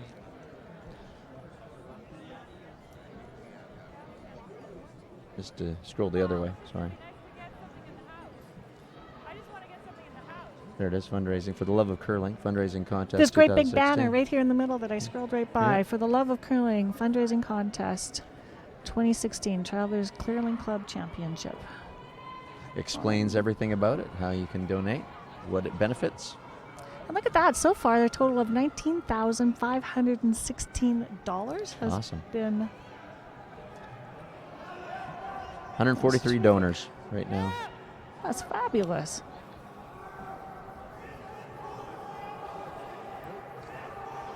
So certainly some rocks in play here in the 7th end. 5-5 is a score. We have 3 Manitoba rocks out in front of the rings on the center line.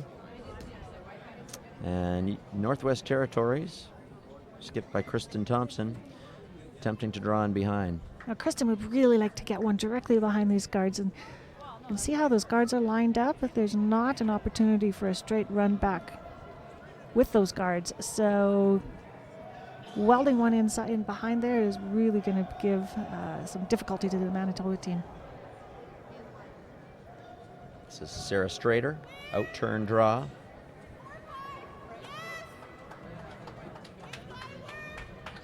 Which we mentioned they really want to be playing tomorrow because so some special people trying to get to town. Trying to get to town that had a flight canceled this morning, so. Just going to come up short of the rings. Really nice line on that. Really nice line, yeah. Now, what do you do if you're Team Manitoba? You stand there and look at that little bit of a mess of pile of rocks up top and wonder if you should start removing some. I think if you hit on the, looking at it here, if you hit on the left-hand side of the top red, you might get some action. So with the goal here to really be open up the forefoot for your last rock if you need it here? Yeah, that's exactly what you would want. I mean, ideally you would like a blank or 2 or more score, but keeping open the forefoot's exactly what you want. Try to make some of these guards disappear. She must be expecting some significant weight if she's trying to hit the outside of it, and it's pretty tight ice.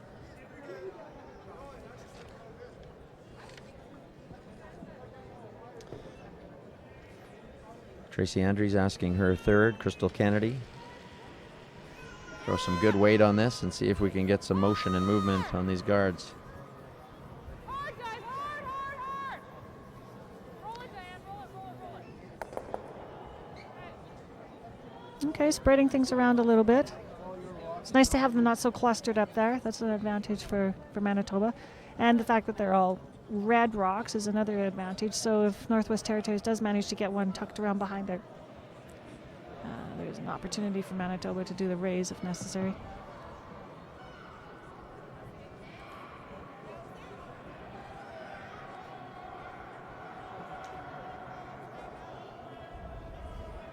Well, they're going to have a little discussion about that. Maybe we can listen in. They're trying to decide whether to clean up the front or whether to draw around. Yeah, maybe we get the mics turned up here for Team Northwest Territories. Listen in the conversation between... I think we have to hit one of them so that we have an option to push back if they do that.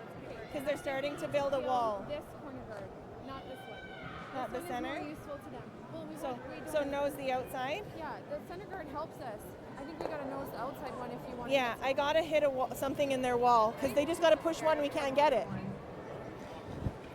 So the discussion here was, I think we have to hit one of these because they are building a wall. They're building a wall, and they're anxious about not being able to get at something if it was tapped back. So And no Mexican had to pay for it. there was not a Mexican involved in this wall building at all.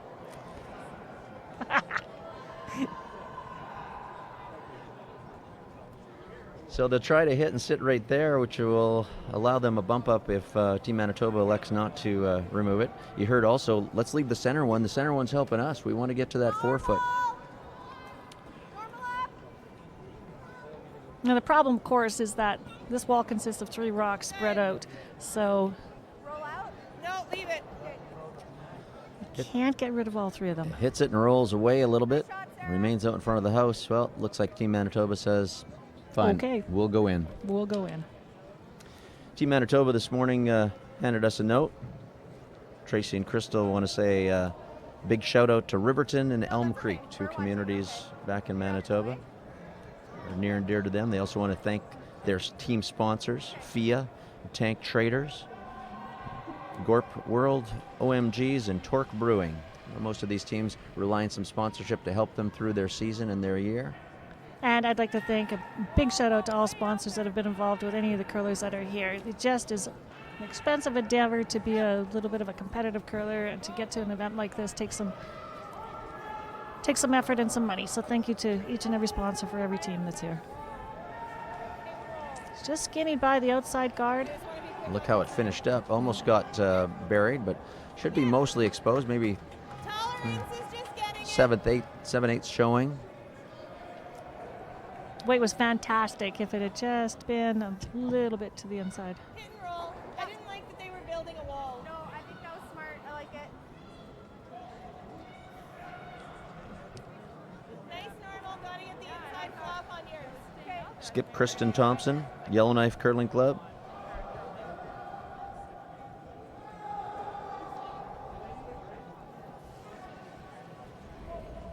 Normal. Yes. Yes. On it right away. It's moving. Needs to get by this guard. They are pounding it. Looks close. Oh, look at that. There was some hard work going on there. Some hard work followed by the groans of the crowd because you knew that just meant that she just squealed by there. Squeaked by. Everybody was squeezing to get that one by. Yeah, she threw enough weight to keep it that straight and just sneak by. 3 rocks remaining here in the 7th end. We are tied up 5-5. Team Manitoba, Team Northwest Territory. Manitoba with the last rock advantage in the 7th end of play. Manitoba with a record of 3-1. Really like to secure a spot in their top 3 teams in their pool. And Team Northwest Territories sitting on that bubble at 2-2. Really would like a win. So Tracy will be trying to hit and flop to the outside here. Just a little bit less of a takeout weight than what Kristen throws. Oh, look at it take off. A little And less it's weight. curling You see too. that? It's less weight in it. Really a different reaction in that spot when you throw less weight. And it looks like she just had to hack weight, back line weight. Look what happened, though. She pushed her own rock into the rings, and now we're going to have a discussion or a decision for Team Northwest Territories. Do we guard? Do we go after it? Do we tuck another one in? Of those 3 options, she's choosing the guard. Yeah, and they've been struggling a little bit with where to put that broom. Guarding on this ice is one of the more difficult shots. It's the guard needs to be close enough that you can't come around it with the swinging ice and bump it out, and it needs to be far enough away that you can't have your guard used as a run back or a double. So just having watched this sheet and watching this morning, I'm not sure this is enough ice for a guard. Just thinking the same. It's a bit of it's a swingy spot. They're saying she's got lots of weight, 4-5, which would mean that probably very close to the rings could be in. You can see the curl is going to over curl the guard. And her weight was really close. Look at it finish. Just as it's about to stop, it moved over another half a rock. Yeah, that late finish is huge. From the hog line in, it curled 2 rocks widths.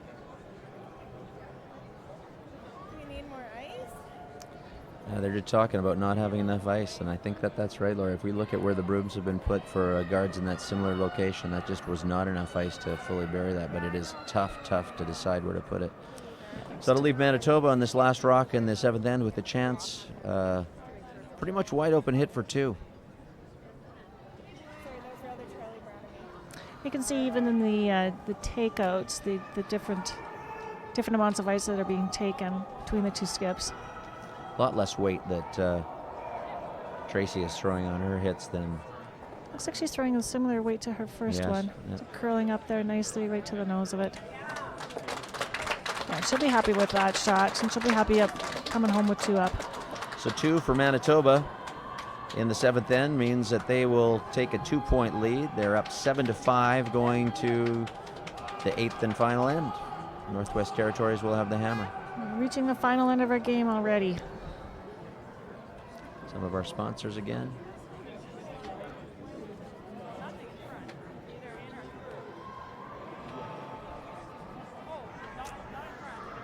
And the good work of our production company. Live streaming 2 draws a day.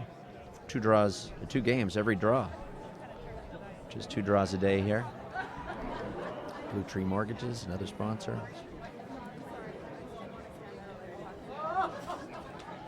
So again, we were explaining earlier, Lori, about the playoff format for this championship. The teams have been, there's 7 teams in each pool for men's and ladies. So we have 14 teams, that's the provinces and the territories, divided into 2 pools, an A and a B pool for the men, A and a B pool for the women. The top 3 teams in each pool will advance to the playoff round. And those teams have not been fully determined as of this morning's draw. We'll be able to give more information on that after the morning draw as we get into the afternoon draw. The teams that finish first in their pool will go right ahead to the semifinals tomorrow evening. So the semifinals, okay. Semifinal will be played on Friday evening at 7 o'clock. And the quarterfinals will be played tomorrow afternoon at 2 o'clock. Friday afternoon at 2 o'clock local time. That's Pacific time. And we'll know by the end of the draw this afternoon, the 3 o'clock draw this afternoon, whether we'll be able to have to take advantage of the scheduled tiebreakers at 10 o'clock. 10 o'clock tomorrow morning. If there is tiebreakers needed, the second and third teams, so the first team in each pool will get the bye to the semifinal tomorrow evening. The second and third teams in each pool will play a crossover in a quarterfinal game tomorrow afternoon. So the only time that we'd need a game tomorrow morning is if there's tiebreakers needed to show who's in second and third, or actually in that third spot into each pool division.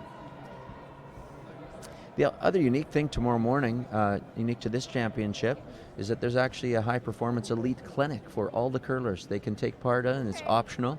It'll be during the tiebreaker time, but we'll have some of the finest curlers of the region here that curl in the Professional Curling Tour, World Curling Tour, that will be here, and Tyrell Griffith has organized quite a squad. We'll have some on-ice coaching as well from Pat Ryan. Great. Some on-ice coaching from a number of other participants. And I saw the sign-up list this morning. It was 3 pages long. That's fantastic.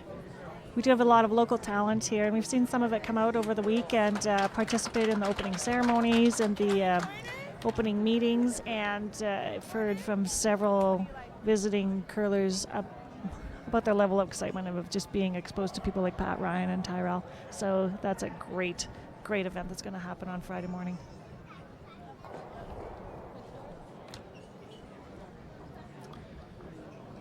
Some rocks in play here in the 8th end of play. Northwest Territories needs those rocks in play. They want to score 2 at least to get a tie. They're down 7-5. Out there. Can you do this?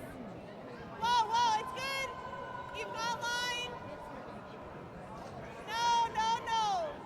No. Annalie Jokela coming right into the rings. A little bump on the Manitoba stone, pushing it back to almost the tee line.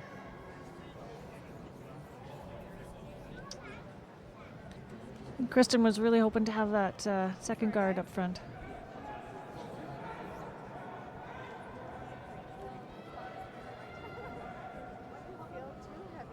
Outturn hit being asked for from Diane Christensen, second for Team Manitoba.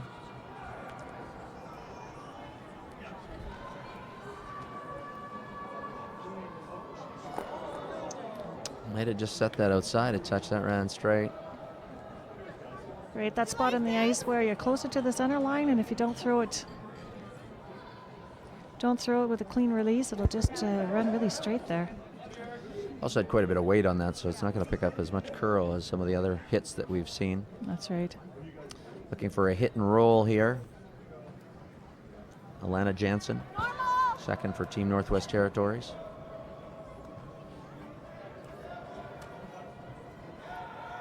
Double, yep. Hit and roll up. Would have liked to stuck around on that. Could hear her calling right at the end of that. Wasn't curling enough, so maybe we could go for the double, the skinny double, and that didn't quite work for them either. Manitoba just wanted to get rid of as many yellow rocks as possible, run them out of rocks this end. Clean things up off the center.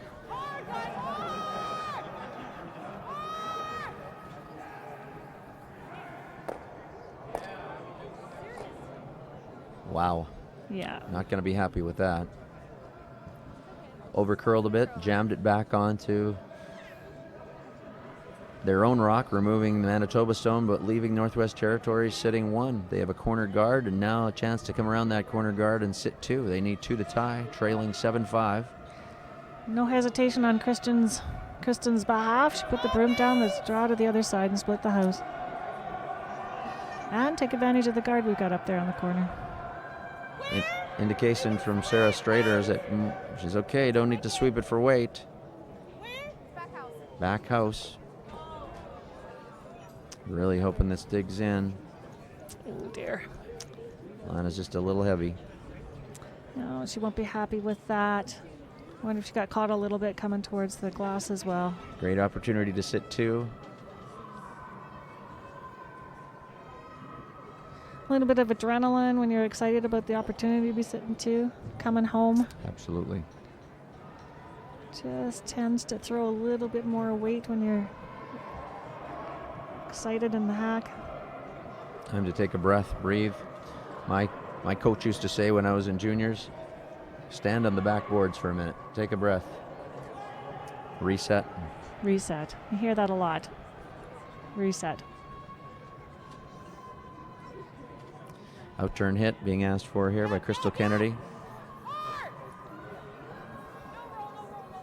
Asking for no roll. Going to get a little bit of a roll right to the top of the button. Team Manitoba sitting 1 without last rock, but leading 7-5.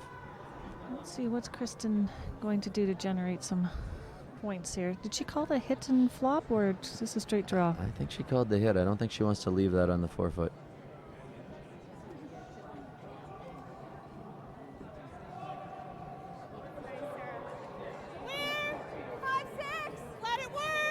No, she did not call the hit at all. 6, 7. No, let it curl. Definitely calling the draw around the corner, leaving that one there on the forefoot. And this is on its own, got enough weight. Definitely struggling with finding that draw weight here in the 8th end. Oh dear. Wow. I did like the call. Yeah, being aggressive to try to get the 2. You're going to need to use that corner guard now. Manitoba has the opportunity to get rid of the corner guard. This will really clean things up here. Really put the advantage, Manitoba. What? It's okay. I was just cleaning. Oh, sorry. Again, if you're looking for the other score updates, you can go to curling.ca, choose the Travelers Championship. Some games that have been completed already here in draw number 6 on day 4. Go, Curl. Come on. Don't think Tracy will be disappointed if this Wow. if this hit and rolls splits out of there, but don't think she would have wanted to leave that there. Not the way she drew that one up either. No, that's right. Again, just so weight sensitive on this swingy ice. Sarah Strader going to be asked to find her draw weight here and try to get in behind that corner guard. Need to generate 2 points. It's a little better. 6 indicating still back house weight. Let's see, are you getting the time on this one, Lori? Sure am here. Hog line to hog line. 14-1. Close to, should stay in the house. Still nice keen ice at the end of the game here. Quite vary, but certainly in play and needs to be dealt with by Team Manitoba.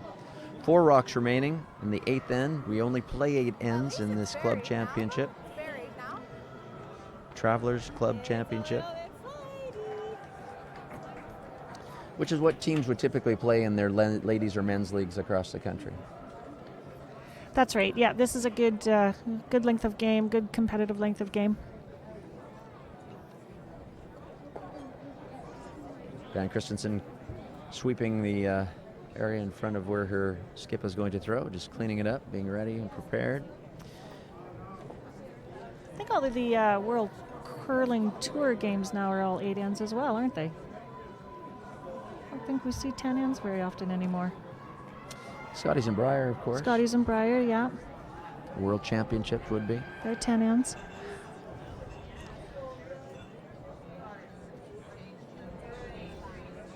Does she get it? She bumps it out and Picked will it out roll of away there. herself. Nice shot with Tracy Andrews. That draw really was nice weight. It was just on its own to the tee line, and had she had just a few feet less weight and allowed the sweepers to take it a bit, we got that extra curl out of it and tuck behind. So they'll be looking to do that this time. Yeah. I don't want to a lot because you had a bit up weight. Just talking about whether they should tighten up the ice a little bit or if the ice is okay with a little less weight. I would tend to agree with Kristen on this one that if she's going to throw a little less weight, it's going to curl a little more, that the ice might be just fine. That's exactly right. I think their ice was perfect. A little less weight, it'll tuck in there. She really wants to have this one bury.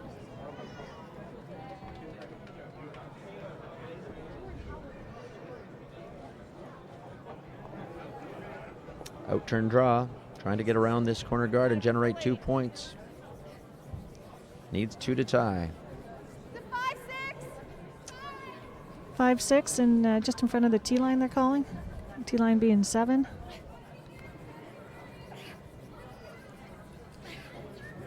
They're really working it now. Here it comes across. Going to see some big finish if they have enough weight to get it there.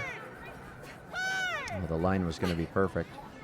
Sure was. That you could really see that moving. But looks like fully exposed. Team Manitoba, Tracy Andrews. Taking a good chunk of ice here, so not throwing full takeout weight. She kind of has been partial to that control type takeout weight. That's right. Yeah, that's right. And it's worked really well for her. Been reading the ice well. Team Manitoba's last rock in the 8th end. Would like to hit and stick here, I believe. Make it difficult. Although it's already looking difficult for Team Northwest Territories. Guess she doesn't matter to her if she sticks around here or not with the other one on the forefoot. Yeah, she just wants to make it go away. She does. That will end it. And you can hear the audience clapping and cheering on their Manitoba team here. Lots of Manitoba contingent here. So with that, we get a final here on sheet 8. Draw 6, day 4. The Travelers Curling Club Championship, live from Kelowna. 7-5 victory for Team Manitoba. Now going to 4-1 in their pool play, Pool B play. And I would have to take a closer look. Will that get them into the playoffs? Is that guaranteed yet? Or are they still going to be needing to wait till this afternoon? Yeah, we'll have to take a closer look at that and take a look at what the other so many combinations were. with the 2 pools and the other games that are going on here today. We can give you a rundown of the draws that have completed so far on this 6th draw, the games that have completed. And you can check all the other online scores being updated end by end here. We'll also tell you this afternoon, I can tell you that the live stream of the 2 games this afternoon, it'll be draw 7, the final draw of our round robin play. We'll get to your choice of, in the men's draw, PEI versus Quebec. And in the ladies draw, we'll see Team Saskatchewan versus Team Northern Ontario in the afternoon draw, which will be at 3 o'clock Pacific time. So, Lori, let's just do a quick rundown of the school games that have ended already. Okay, we're going to take a look at the men's first. Over on sheet 1 was Quebec and Nunavut, and the final score was 5-3 for Quebec. Over on sheet 3, a game between PEI and Manitoba, men's division game. Final score on that was Manitoba 8 and PEI 2. Manitoba just cruising to another win. Mm-hmm. Sheet number 5, we have in the men's side, Saskatchewan was against Northern Ontario. And the final score on that was Saskatchewan 9, Northern Ontario 4. So that's a Pool A game. Saskatchewan now with an unblemished 5-0 record for the men. 5-0, look at that, okay. Now in sheet 7, we've still got a game going on out there, but after 7, the score is between Ontario and Yukon Territories 4-4. So a tight one there. And coming home, Yukon Territories has the hammer. Sheet 9, that game's still underway as well. Men's game between Nova Scotia and British Columbia. They have a tight one. BC with the hammer here in the final 8th end, and they trail by a score of 6-5. Sheet 11, that game is complete between the Northwest Territories and New Brunswick, and Northwest Territories won that one. Score of 6-2. Northwest Territories with their second win, now at 2-3. New Brunswick sliding to 1-5. So let's go back over and let's start with the ladies' draw, the ones that have completed, and we'll give you the updates on the other scores right now. On sheet number 2 today, it was Alberta versus Nunavut. Alberta had a big win there, and a score of 16-1 was the final score for that. Did have some big ends there. Big ends there. Team Nunavut struggling this morning.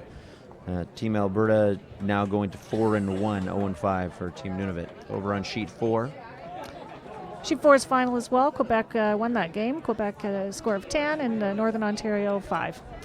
Still a game going on sheet 6 today. We're in the 8th end. Team Saskatchewan versus Team Newfoundland Labrador in ladies game. Team Saskatchewan leading 4-3, but Newfoundland Labrador with the hammer here in the 8th end. Of course, in our sheet, the feature game we just finished watching was Team Manitoba with a 7-5 victory over Team Northwest Territories. And on sheet 10, that game is finished, and that was Ontario over the Yukon, and Ontario score of 5, Yukon 1. In that game, too, that'll take Ontario. With that victory, we'll go to 5-1 in that Pool A play, while Yukon Territories to 1-4.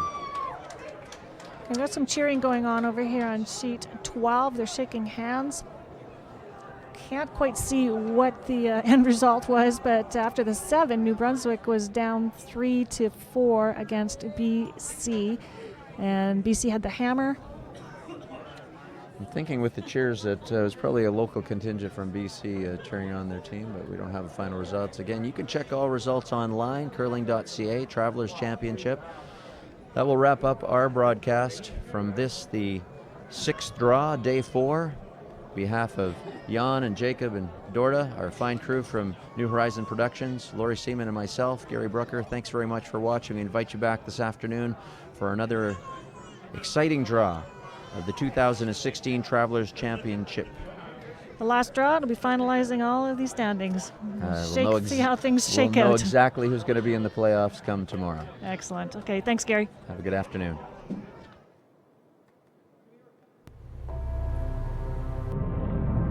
Before there was ice, there was our hallway at home.